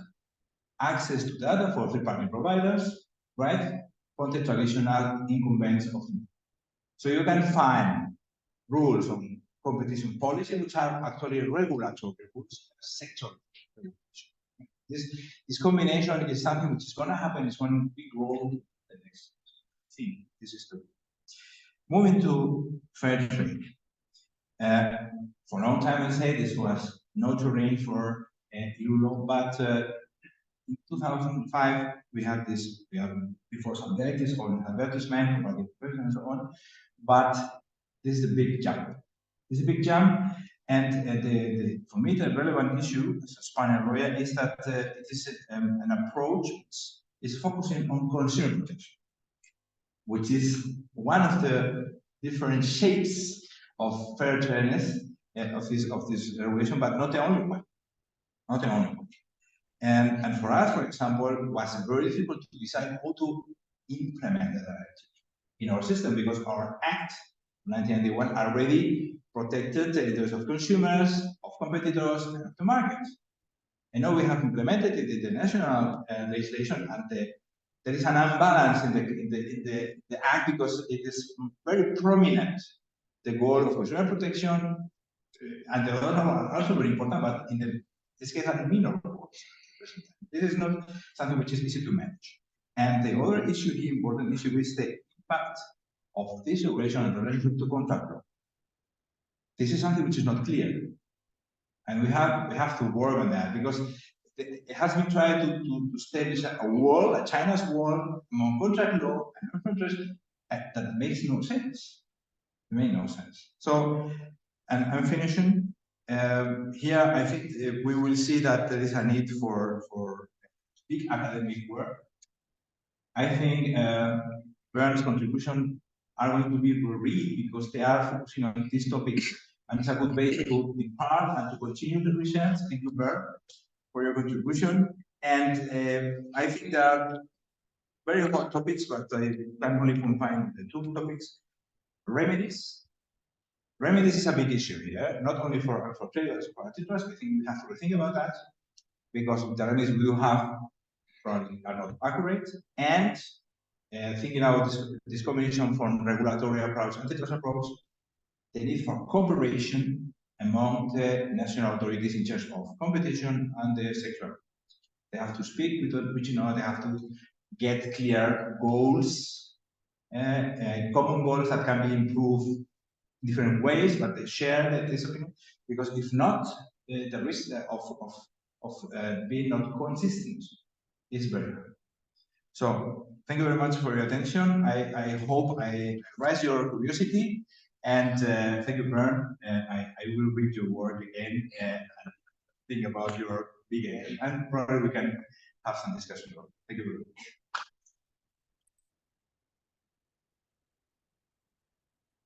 Great, Bill. Thank you very much.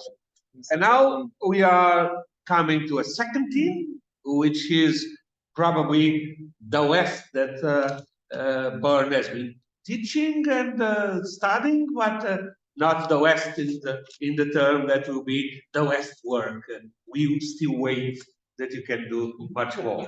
But there is something I also should signalize now, because this is a kind of a second part of our program, because now is the Hannover, the University of Hannover, that is going to pay an homage to Bernd. So the first part was basically something that comes from the office and from the office community, and now we are having the homage from Hannover.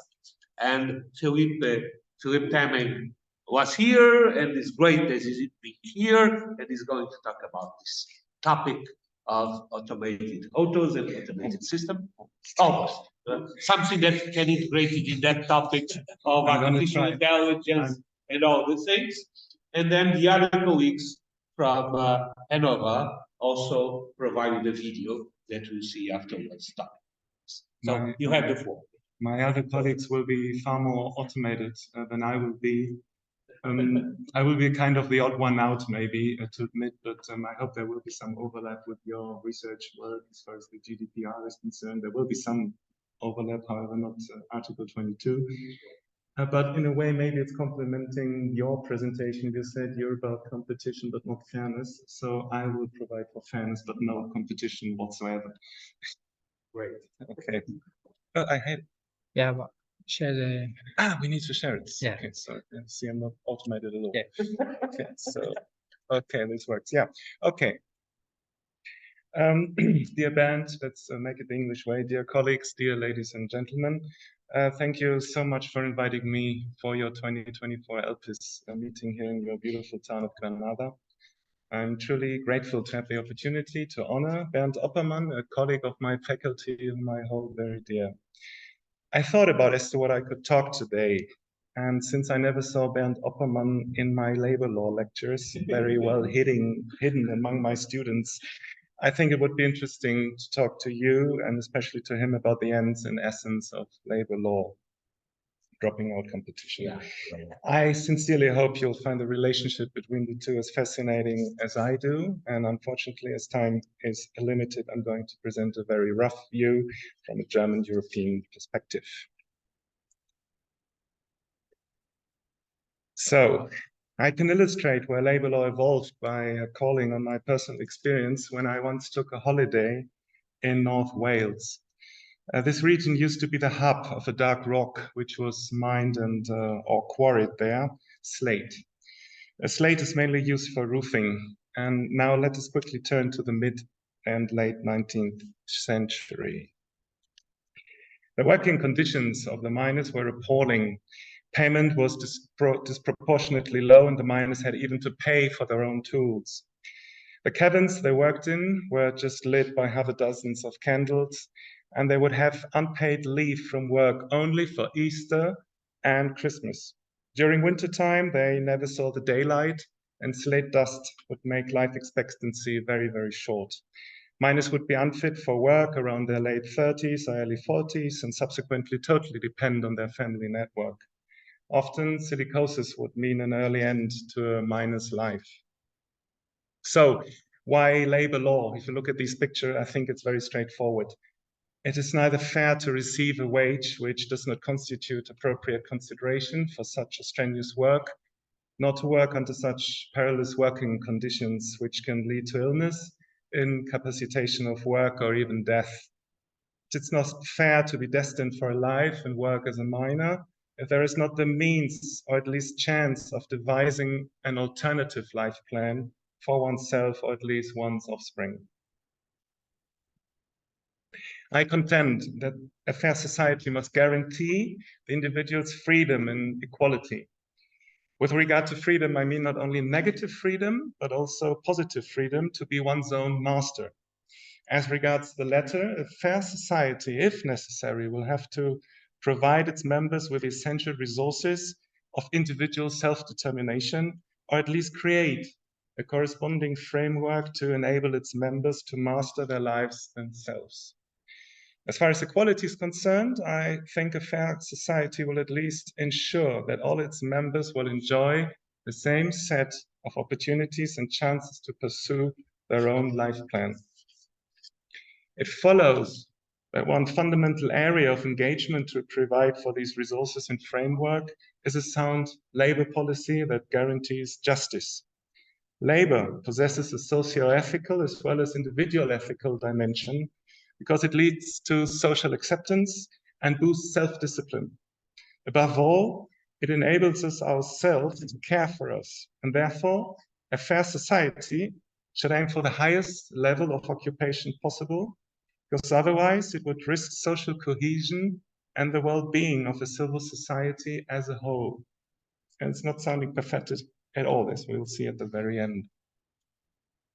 So, how can we ensure fairness in labor relations? And what is more important, what are the sources of employment law?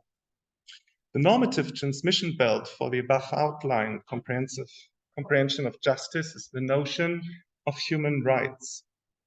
And the most important positive legal base is Article 1 of the Charter of Fundamental Rights of the EU. And particular articles of our national constitution, for example, in Spain as well as in Germany. And these articles declare human dignity as inviolable and oblige state authorities to respect and protect it. And taken together with other relevant human rights in this area of occupation, these rights constitute the ultimate legal yardstick and the blueprint to devise a legal regime that deals with a fair regulation of labor by ensuring negative and positive freedom as well as equality within labor relations. The main focus of legal concern will usually rest with the facilitation of positive freedom and safeguarding of equal opportunities of the individual who is offering his manpower, the employee, who forgoes the opportunities, but also the risks of working as a self-employed entrepreneur. For now and then, there has been an excess supply of labor, which has led to a noticeable contractual imbalance between the provider of labor and his corresponding receiver. In principle, it is the latter, i.e. the employer, who can severely influence or sometimes even dictate the conditions of access to the labor market, the subsequent terms of a contractual agreement, and the way in which this contract is being executed. And we don't want to let that happen. And thus, the elimination, or at least the curbing of the employer's bargaining power and the reduction of the contractual imbalance due to the employer's right to give instructions have been our leitmotif of regulation of labor relations ever since. In essence, justice mediated by employment law and applied to labor relations is about the creation of a level playing field on which it is made possible for both parties to enjoy freedom and equality before and after the conclusion of the contract. The ongoing debate on labor law has just centered upon the question as to how level this playing field shall be, by what means can be achieved, and how expensive the level of protection can be. At least in Europe, the result has been a colorful spotted kilt of labor regulation, which, irrespective of its diversity, is woven together by the respect and protection of human dignity. The private contract is the key concept for employment law on an individual and a collective level. But first and foremost, a legal order will reveal its true level of employment protection when it comes to the set of mandatory norms the parties, mostly the employer, have to adhere to with regard to a minimum standard, and which compensate for the contractual imbalance which is primarily caused by the employer's right to issue instructions. This right is so intense and wide-ranging that an employee shall only be exposed to it if it is accompanied by protective labor regulation, which even an employee cannot forego. Otherwise, we would find ourselves mining slate like it was done back in 19th century Wales. Thus, we can state that our private law dramatically changed its historic cold-hearted stance towards labor issues. It nowadays provides for a comprehensive, very complex, and sadly enough, scattered set of norms which aim to guarantee in particular the employees' interests who renounce personal as well as entrepreneurial freedom. And it is this legal body which one of our famous jurists, Otto von Gierke, found lacking in our original civil law code, the BGB, at the beginning of the 20th century. And he coined it a lack of an essential drop of socialist oil, quotes. Let me turn your attention to something more specific here, the international context and the international aspects of this topic. Maybe the strongest influence stems from our membership in the EU. The EU now has a remarkable say in social policy, which not only covers social issues, but also the regulation of labor to promote social employment and improve living as well as working conditions. In essence, The history of European labor and social law has been a story of an ever increasing and effective body of norms made possible due to a remarkable expansion of powers conferred upon the EU. You cannot, simply impossible, you cannot avoid European labor law. Plus, other international instruments safeguarding human rights have the unique possibility of benefiting, or legally free riding, maybe better put, from EU labor law if the European Court of Justice deems it to be necessary when interpreting EU labor law. And yet, nothing is perfect, and challenges remain. For however high the standard of employment and labor protection might be that we have reached in Europe so far, it also needs to be said that all that glitters is not gold. One important challenge has to do with the international protection of human rights itself. Undoubtedly, and that's for sure, within the EU, the level of human rights protection is located at the very luxury end. But having a closer look, I think it's arguable whether or not this situation really constitutes the optimum. And the reason is the existence of different layers of human rights. And I suggest they can cause some frictional losses. The whole picture not only consists of the human rights catalog in our German constitution or any other given constitution of a member state, and the Charter of Fundamental Rights of the EU, but also of the European Convention of Human Rights and its protocols, as well as several instruments at the UN level, such as the ICCPR, the ICESCR, or several ILO conventions, for example, to name but a few. In order to invoke these instruments, an individual in Germany can access at least three highest courts: the Federal Constitutional Court, the European Court of Justice, and the European Court of Human Rights. And chances are high that an individual will get lost in this, as we call it, Bermuda Triangle between the cities of Karlsruhe, Luxembourg, and Strasbourg. And these individuals will suffer from a noticeable conflicts of jurisdiction. Let me give you one example of a case which was held by our Federal Labor Court in June last year.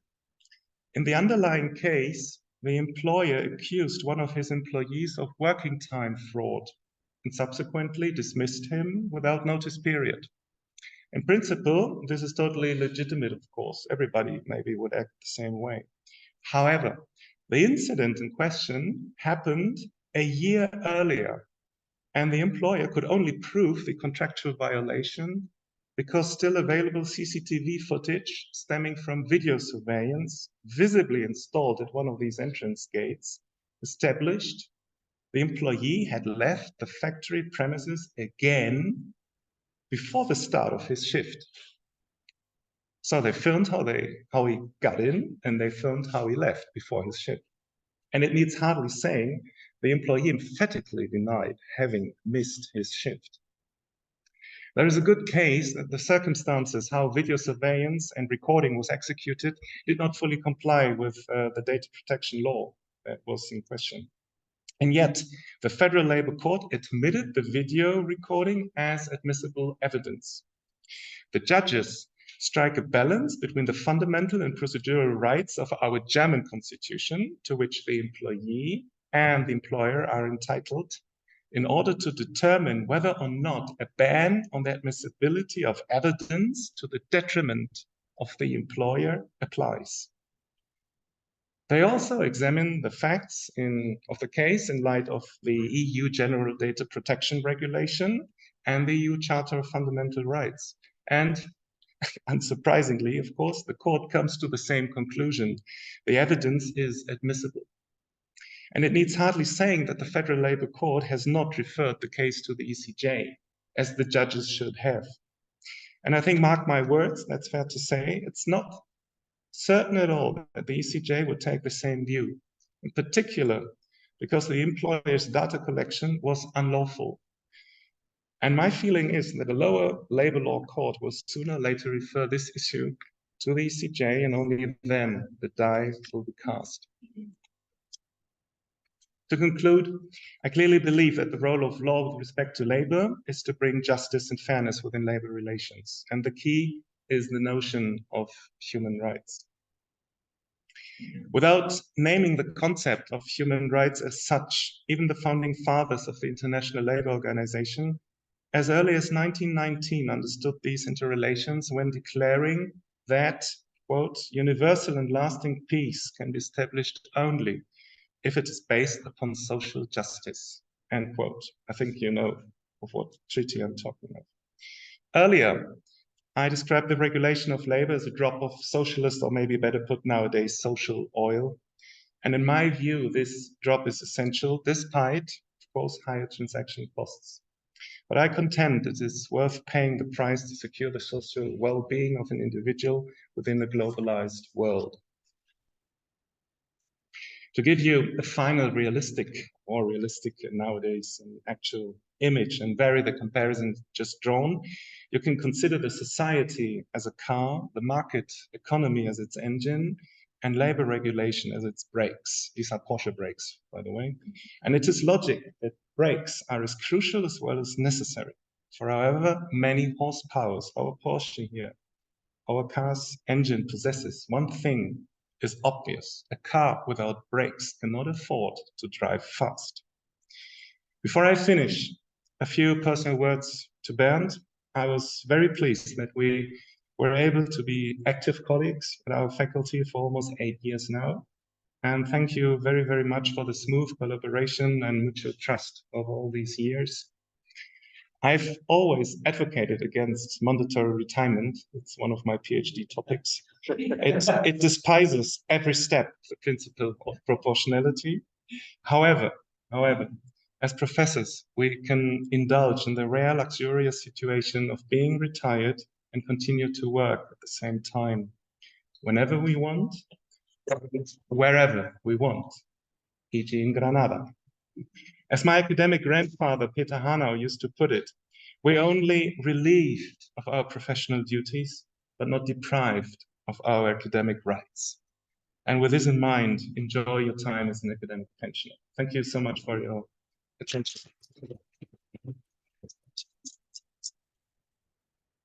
Thank you very much, Philip. It was a wonderful lecture. And we need to have some labor law here in this homage to Bernd. And by the way, you still talked about the autos. Your last example was the brakes of the auto. So in a way, even if I was wrong, in a way, it was right that it integrates in the team. So now we are having the second part of this session. There is a recorded session. The 3 colleagues from Hanover, Petra Buchhiel, Stefan Miller, and Susanne Beck performed a video, and we are going to see those videos.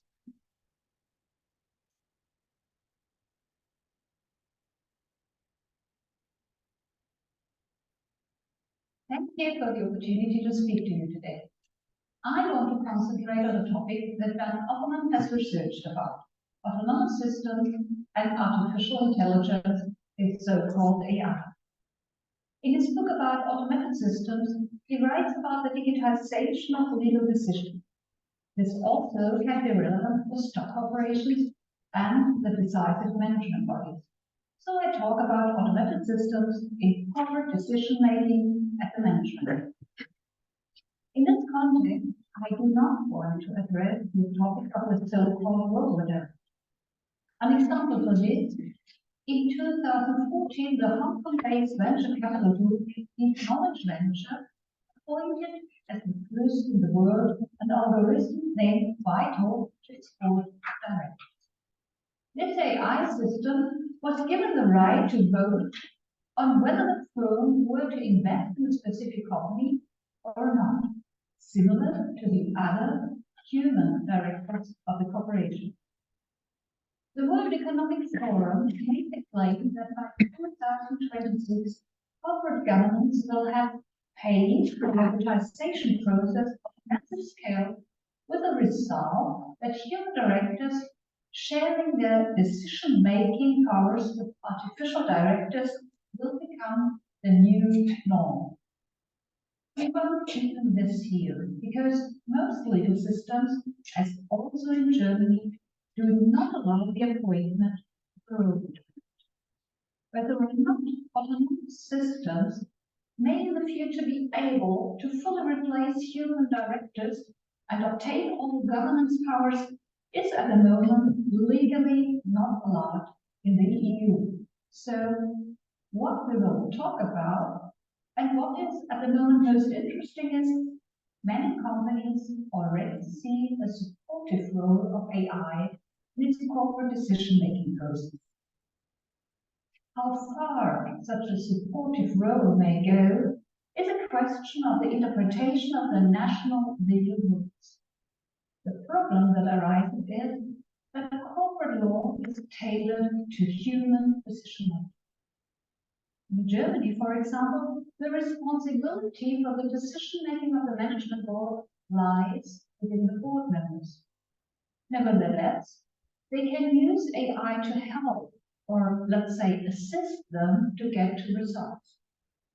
A problem may arise as far as Section 93, Para 1, second sentence of the German Stock Corporation Act and the liability of the members of the management board is concerned. Here is stated that, I quote, no dereliction of duties will be given in those instances in which the member of the management board, in taking an entrepreneurial decision, was within their rights to reasonably assume that they were acting on the basis of adequate information and in the best interest of the company. Could this mean that including AI in board decisions may lead to a liability?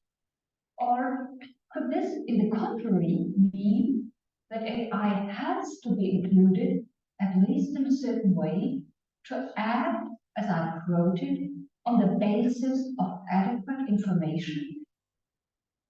Additionally, the question arises whether such decisions on the basis of AI information may be controlled by courts using AI themselves.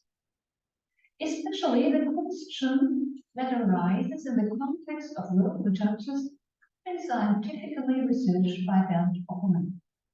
He has dealt with the methodological and legal theoretical side of legal tech and is very critical in this point.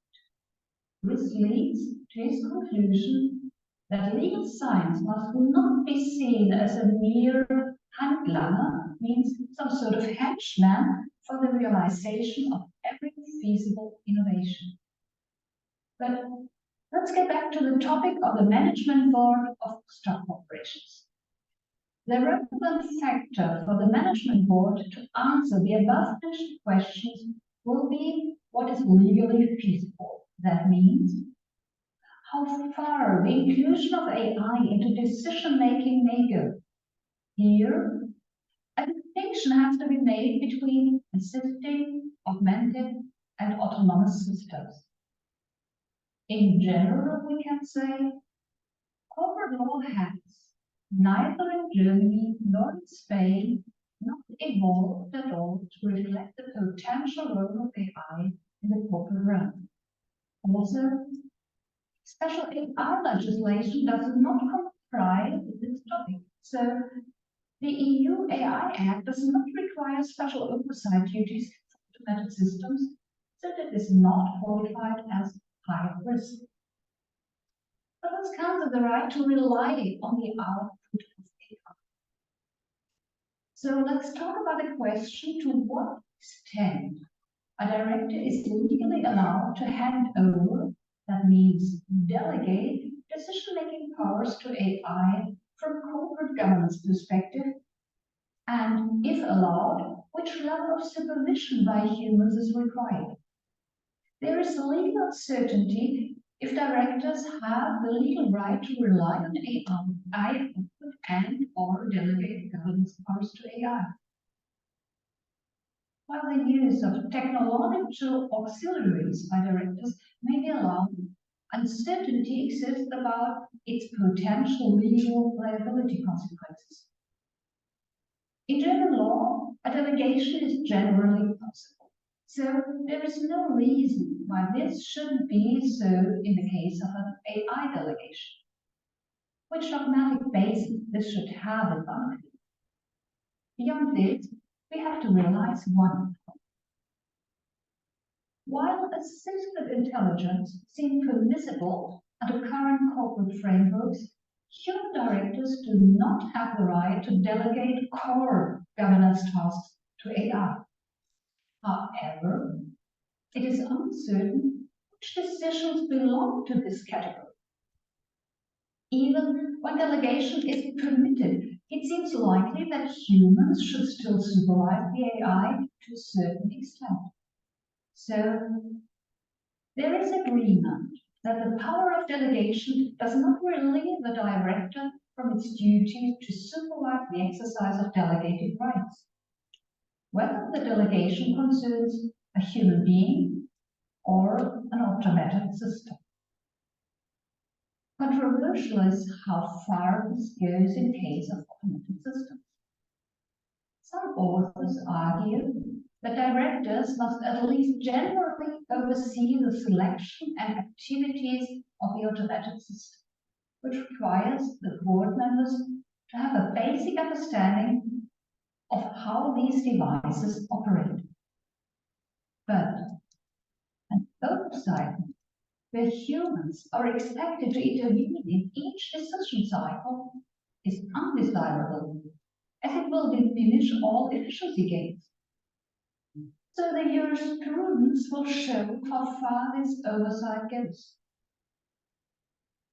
In this context, we do have to face also a special problem of some AI models. Especially the use of foundation models and artificial neural networks for deep learning may pose transparency challenges, and these models may embody black box characteristics, causing the underlying reasons and the logic of their decisions to be hard to comprehend, even for the developer of the system. The opacity issue is combated by the explainable AI movement, the XAI, which tries to bring the descriptions and predictions of AI to become understandable in the eye of human beings. In conclusion, great legal uncertainties does arise for higher AI autonomy levels, where the decision-making process is to a large extent influenced by AI. Now let's come to the duty to rely the output of AI. The more AI turns out to be competent and reliable, the more arises the question of the duty of the management board to integrate AI into their decision-making. We can deduce this from section 93, para 1, first sentence of the German Stock Corporation Act. Here is stated, I quote, "In managing the affairs of the company, the members of the management board are to exercise the due care of a prudent manager, faithfully complying with the relevant duties." But the duty to act as a prudent manager may imply, in certain cases, the use of AI. Because only then they act, as quoted from section 93, para 1, second sentence, on the basis of adequate information. Whether this is the case will depend on the type of decision that has to be made. As of now, however, the costs of data governance and the AI system's operation do not justify the establishment of any obligation to use AI. The latter may change in the near future because AI technology advances rapidly. There might be a significant role of AI, for example, as far as forecasts are. Here, statistical methods and AI may help to detect hidden correlations and patterns in large data sets. Thus, AI is able to complement the broad capabilities and knowledge of the human board members by providing them with a clear analysis of intangible amounts of data, and therefore increase the pace at which difficult decisions are taken. Furthermore, boards could use AI simulation tools to design and test scenarios. This enables board decisions to be based on a rational and objective analysis. And in the end, we will have again the discussion Bernd Oppermann wrote about, the installation of robot judges to judge about the legality and liability of the use of automated systems.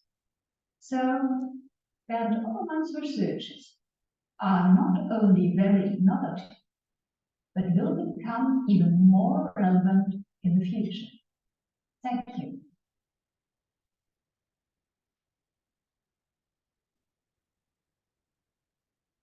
Thank you. And now we have the other one that is from Stephen Miller. Is it so? Yeah. Okay. It gives me a great pleasure to say a few words here in honor of my esteemed colleague, Bernd Oppermann, with whom I have enjoyed more than 25 years of fruitful, yes, I have to add, pleasant and very pleasant collaboration at the Faculty of Law at Leibniz University in Hannover. It is our common interest in question of legal theory and philosophy of law that has led me to choose a methodological topic. Legal method has been the subject of fierce debate over the past century. The controversies around conceptual jurisprudence, free law, and the jurisprudence of interests are probably particularly memorable, as are the discussions exploring subjective, objective, and teleological methods of interpretation. At the same time, while the dust may have tentatively settled, there remains a certain perplexity in the question of methodology, sometimes referred to us as a failure of traditional methodology, or even as methodology's swan song. This rather gloomy outlook, however, could soon bright up. It lies in the unstoppable advance of language produced not by humans, but by machines. New articles on the latest generation of the pre-trained transformer, otherwise known as ChatGPT, are appearing almost on a daily basis. This chatbot is apparently able to compose any kind of text with playful ease. Can machines understand, think, or even judge? What is the difference between machine and human decision making? And what role might be played by methodology in legal machines? The answer is clear, unfortunately, none at all. This is where the time-honored canons come into play, which seem to possess properties that even the latest technology cannot replace. Controversies around legal method are filled by a temporal problem that has received little attention so far. Legal texts that have been formulated in advance of the circumstance to be judged are not equipped to fully inform a decision.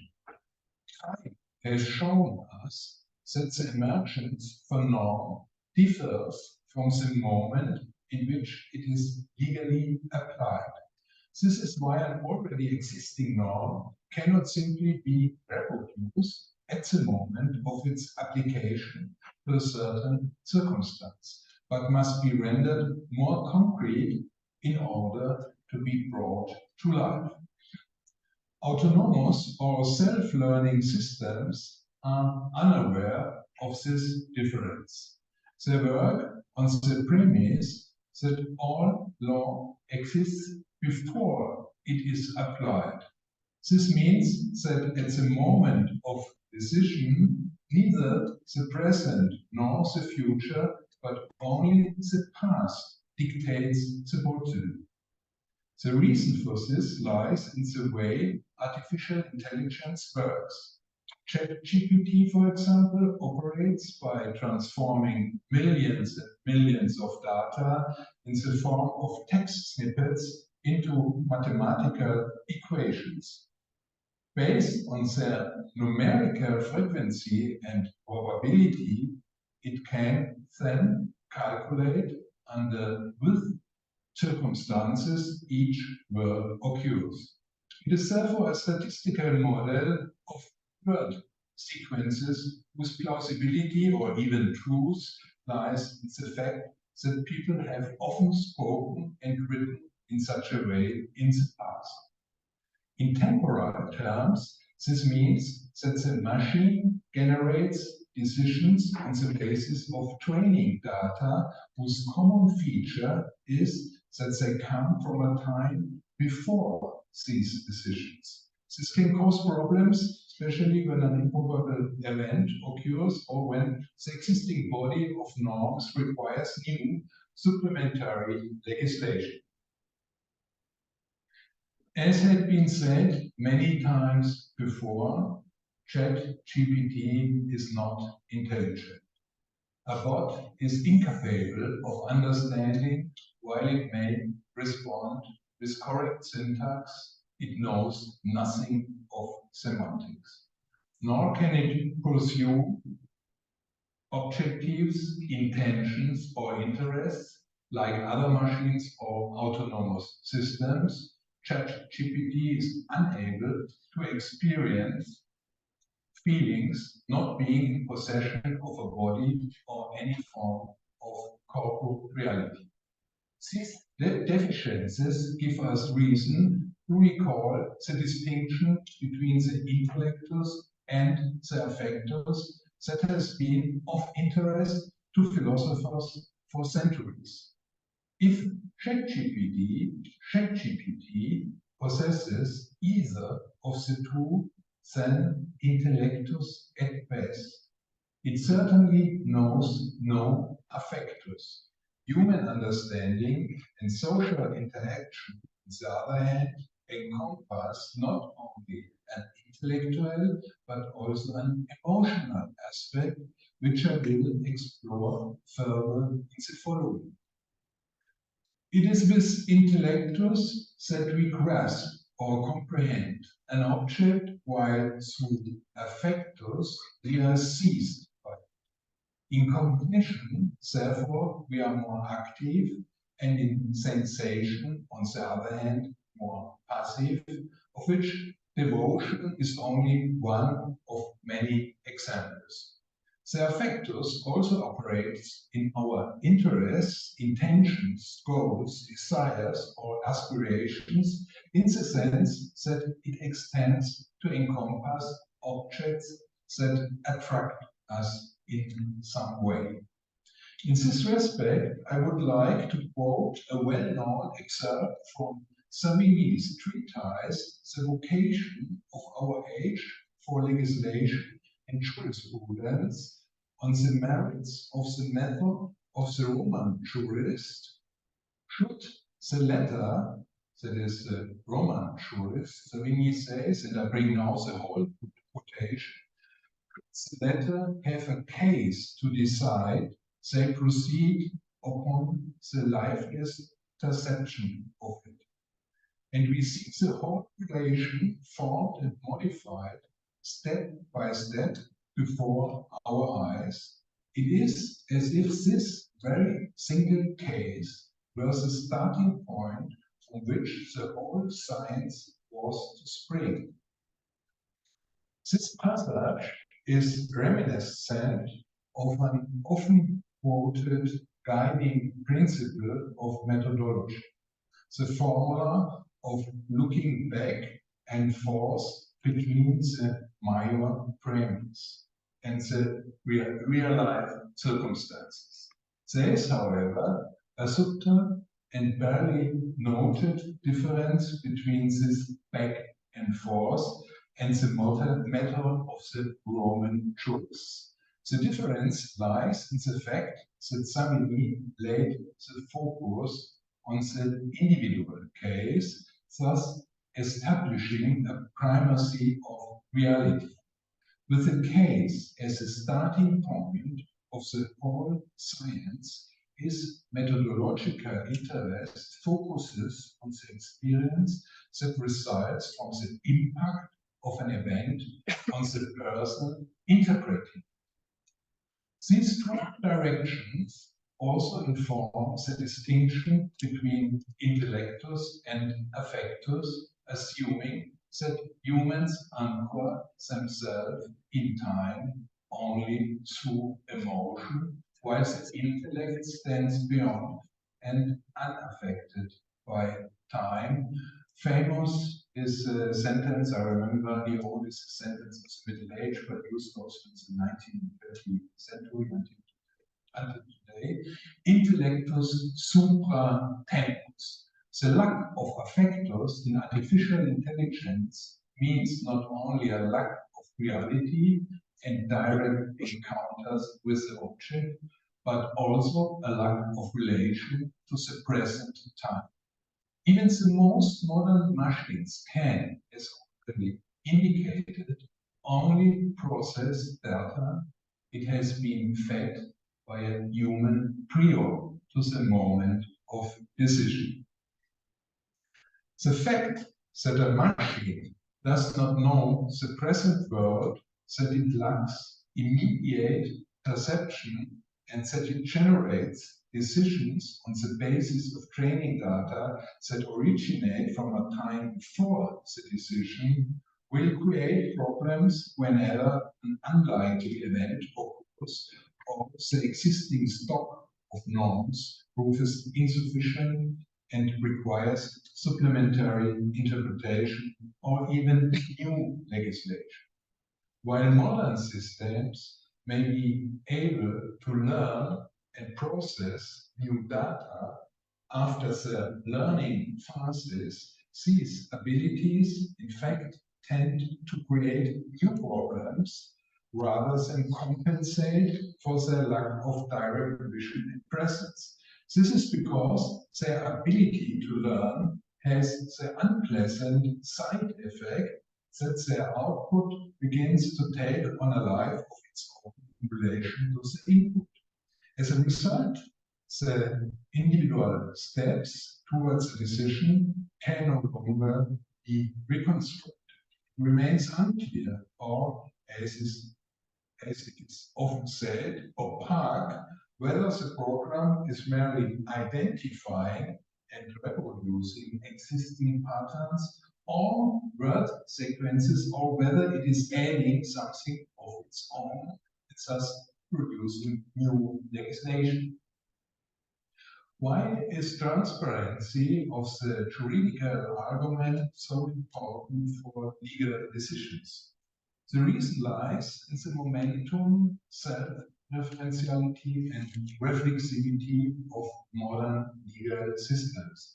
In other words, in phenomena that legal theory tends to discuss using terms such as functional differentiation or autonomization. In short, one could state that under the premise of social differentiation, law is not only produced by state legislators, but increasingly also by lawyers. And it is precisely when legislative lawmakers recede into the background and lawyers provide an independent service that the question of legitimacy becomes particularly crucial. There are many examples of this, such as the necessity to help in order to transition into real life circumstances through a process of concretization, as I mentioned earlier.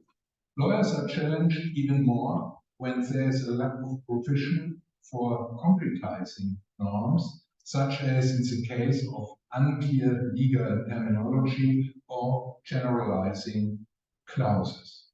In addition, the aging of norms can make it necessary to adapt the law to a changing society. Furthermore, the fact that denial of justice is forbidden also requires cases to be decided for which neither legislation nor case law nor literature seem to be available. In all these situations, the validity of the arguments and the persuasiveness of the reasons for the decision are particularly important. The opacity of machine-made decisions and the increasing autonomization of modern legal systems shed new light on a property of traditional methodology overlooked to date, that it can contribute to transparency as a condition of persuasiveness and legitimacy. The time-honored canons, and in a broader sense, methodology, opens up the possibility for its suppliers to give an account of their activities. Which element of interpretation was crucial for the decision? Was it enough to identify the appropriate norm on the basis of the wording, or was there even a regulatory gap to be filled by way of self-specification of the elements of the system by the system?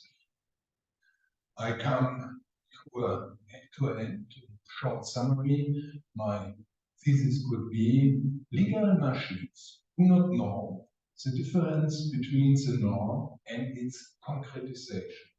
Both the machines from the era of enlightened absolutism and the modern self-learning systems work under the premise that all law exists before it is applied. A common feature of all machine decision-making is therefore that only the past dictates its direction. But while the old machines operated mechanically, a modern bot, in case of doubt, will hallucinate with unbelievable plausibility. Thank you very much for your attention.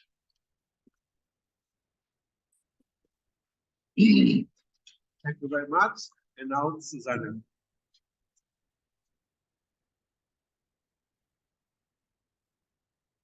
Liebe Kolleginnen und Kollegen und natürlich lieber Herr, ich sende Ihnen ganz herzliche Grüße aus Hannover in das sonnige Granada und bin aus ganz vielen Gründen natürlich sehr traurig, dass ich jetzt nicht persönlich bei Ihnen sein kann, um Sie zu ehren, Herr Oppermann. Sie werden hier in Hannover und auch von mir persönlich sehr vermisst werden, wenn Sie in Ruhestand sind. Es war sehr, sehr schön, mit Ihnen zusammenzuarbeiten, spannende aktuelle Themen zu bearbeiten und auch gelegentlich beim Mittagessen über das zu sprechen, was anstand. Ja, und ich hoffe, dass Sie trotzdem der Fakultät noch treu bleiben und uns ab und zu besuchen und hoffe auch, dass Sie jetzt eben eine wundervolle Tagung in Ihrem Leben haben und die Zeit dort genießen. Ich möchte den Tag dazu nutzen, kurz noch mal ein paar Schlaglichter auf eines der Themen zu werfen. Also ich weiß, dass Sie sich ja auch für künstliche Intelligenz und für die Automatisierung von Systemen interessieren, was wir Büchern von Ihnen im Kontext der Fakultät und Ihrer Teilnahme an BIFAS gibt. Und deswegen sozusagen ein paar inhaltliche Schlaglichter auf das Thema künstliche Intelligenz in der Medizin werfen.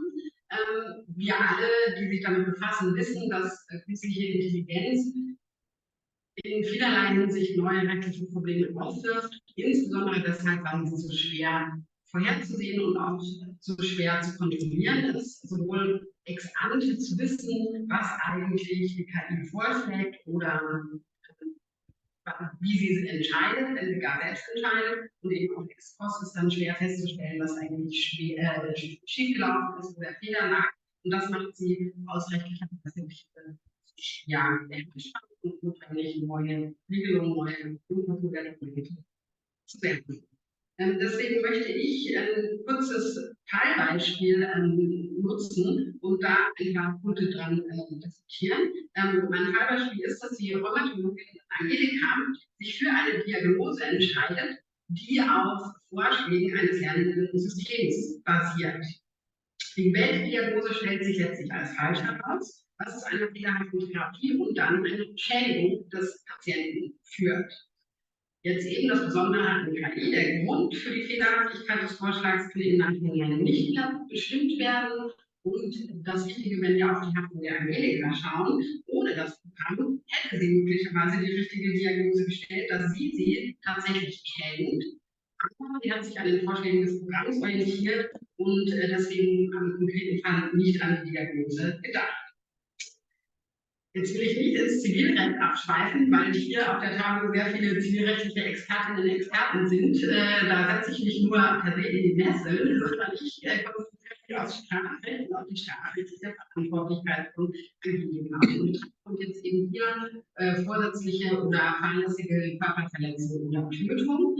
Und wie Sie vielleicht noch aus den Vorlesungen beschäftigt wissen, ist ein wichtiges Element der Verantwortung die objektive Zurechnung, also die Frage, ob das, was hier passiert, tatsächlich als das Werk von Angelika gesehen werden kann. Und ich bringe hier ein paar Zitate mit, nämlich aus einem Projekt, das wir hier empirisch mit Kollegen aus der Ethik und tatsächlich auch aus der Medizin und aus der KI durchgeführt haben. Das Projekt heißt Valid. Und da haben wir einige Leute, die tatsächlich KI genutzt haben, insbesondere aus dem medizinischen Personal gefragt, wie es ihnen ging, als sie KI verwendet haben. Und da kommt dann so ein Zitat wie, ja, man entwickelt eine kognitive Trägheit. Man muss sich jedes Mal aktiv dagegen entscheiden und man entwickelt eine gewisse Entscheidungsfatigue. Man kann nicht mehr unvoreingenommen an die Entscheidung rangehen, weil man eben immer das Gefühl hat, man muss sich dafür unterkriegen.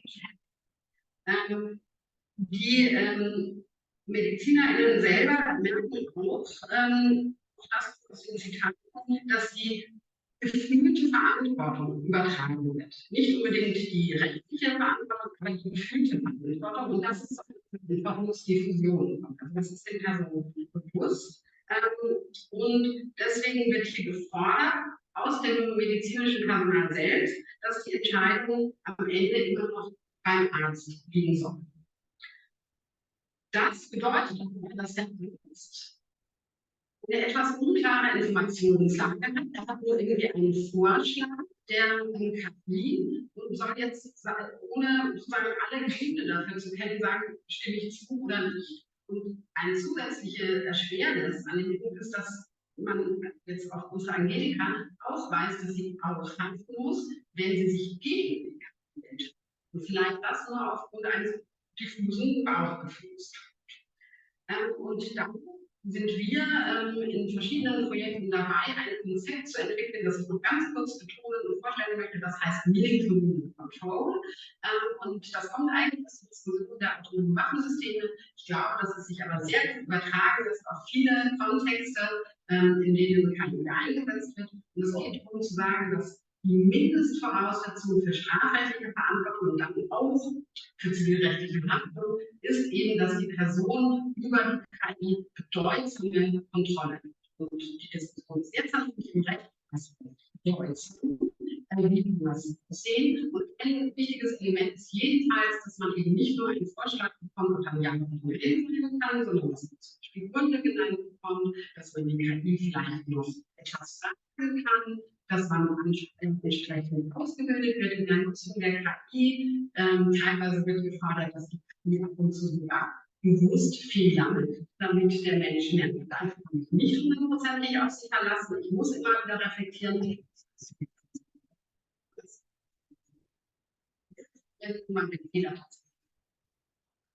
Der Mensch die Vorschläge macht und die KI nur auf diese Vorschläge reagiert. Also da gibt es ganz unterschiedliche Ideen, die sollten dann mitdiskutiert werden. Und ganz wichtig ist, dass wir interdisziplinär, das heißt eben auch Juristinnen, Ethikerinnen und so weiter schon von Anfang an bei der Entwicklung der KI dabei sind.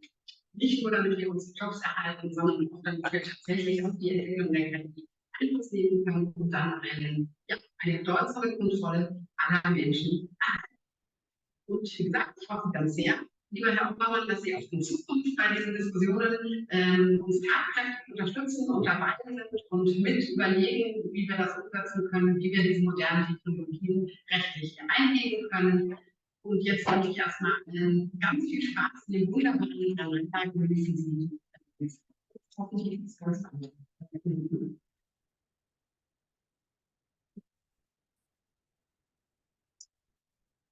So we finished. It was good that we could have the German language. It proves that we mix all the languages in the world and we understand us. That's the way we used to do. That's the way we should do. We want that with Bernd, and that's his way. Bernd, now it's time of your words. You'll be here alone. You don't need no president. You are the president of the group, and we are very proud. Very proud.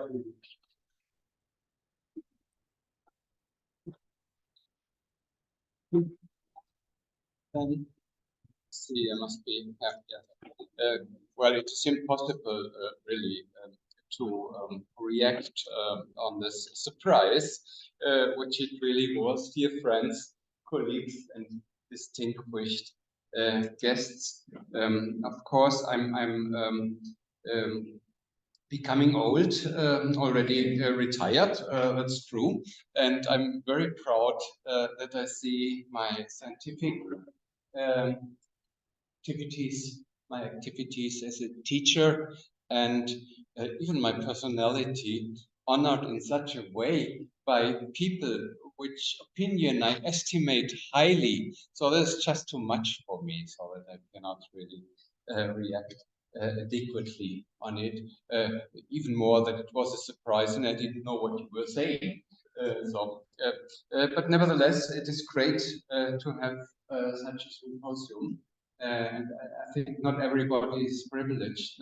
Very few people are privileged to have such an experience at the end of their career, let's say their active career as a professor, and to correct it a little bit, even at the start of retirement, because I am retired already for on or about a month now. Okay, I do not comment on these different approaches. There should be noted to start with the second one, maybe. It was a little bit overdone. I mean, it was great to see that contradiction between European and US American law teaching, which influenced me a little bit. But there have been many different experiments which were not mentioned in the context here. For example, that we tried in Russia, which was an official project of the EU under TEPUS and Russia as well, to implement, not very successfully. That was one of the projects which in their outcome were maybe doubtful, to install a new way of legal thinking. See in four designed by law designated zones of Russia, oblasts, where we were allowed to do such things. But some of the partners could participate. So these did shape my understanding of law teaching even more than that splendid contradiction you have pointed out. I do not want to comment as well on the scientific part of the symposium. That was great, really. And all of you have touched, was a surprise, of course, have touched subjects I was actually working in. So it's good like that. And to open a debate on these subject matters would take much more time than it is allowed for me to talk today, even under the censorship of my wife sitting there, who wants to get to dinner today. So I cannot raise the other subject, was thinking about as to talk again about language. We were talking about language from the very beginning of our ELPIS and Erasmus experience, and I can remember from the 90s that we had sessions, European meetings. Not under ELPIS, but it was something else. I don't want to mention it. Some other organization also founded at Hannover, where we talked about 3 days about the proper languages, you see, and they all came to support their own language. So everything must be translated in 4 or 6 languages and all that. So it would be interesting to talk about that Babylonian experience again. And I'm so glad that in the ELPIS family we overcame that. So we were restrictive in that respect. But I don't want to get into the detail. Also, that interesting matter with the form, of course, very important. The form is for jurists extremely important. And even here, the organizational shell and how we used to play with it. That was, of course, something specific of our ELPIS experience. And I think we managed that well. Vasco managed it well, and Friedrich is in it also a fantastic way. So, but I don't want to get to the detail. Also not to the other common European projects where we transferred, so roughly calculated about 5.5 million euros from the EU to other goals, primarily, of course, scholarships for students and scholarships for professor and some structural means. Not for our universities, but for the target universities we were talking about. A further challenge, of course, was the game with the European Commission. You have talked about it.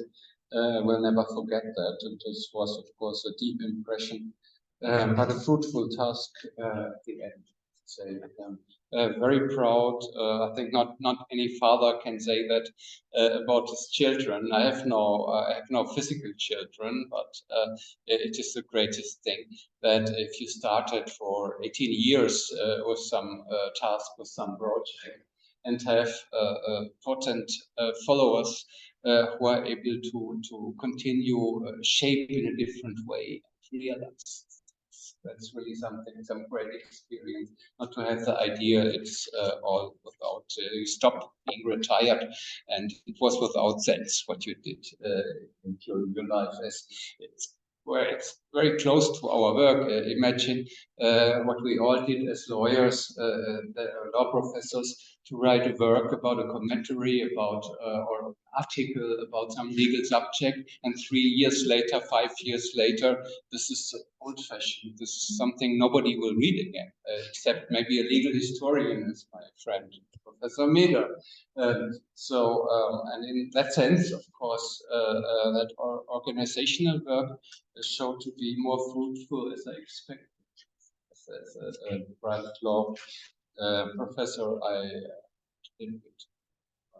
discussed on that idea that I have to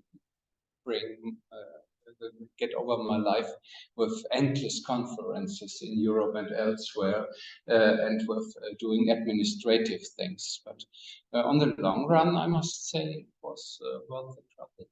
We really could move a little bit. What it's worth, we'll see. History will show.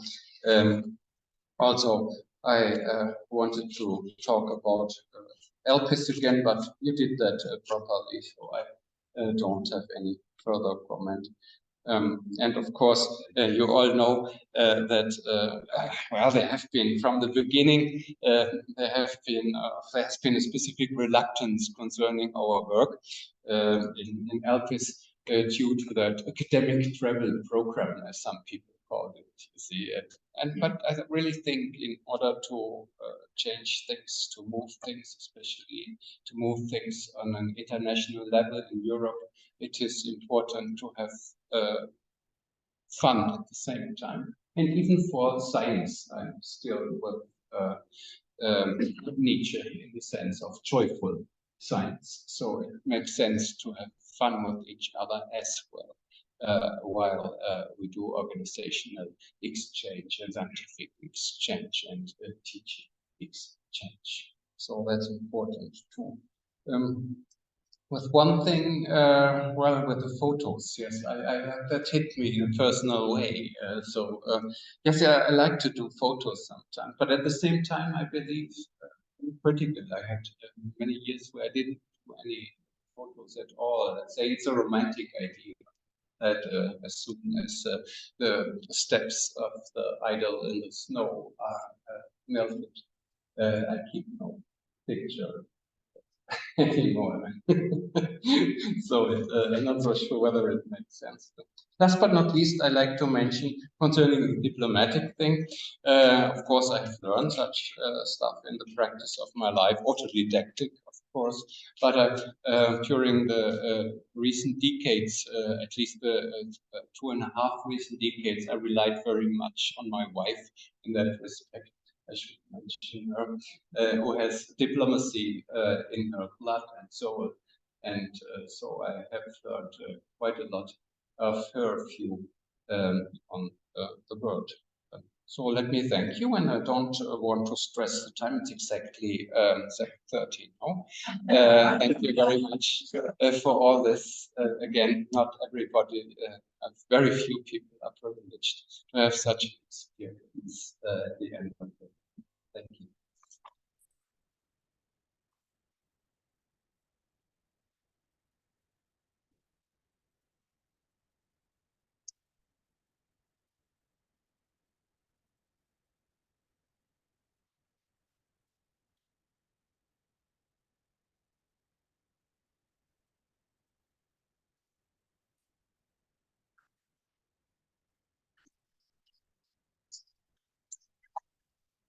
Thank you for being so patient.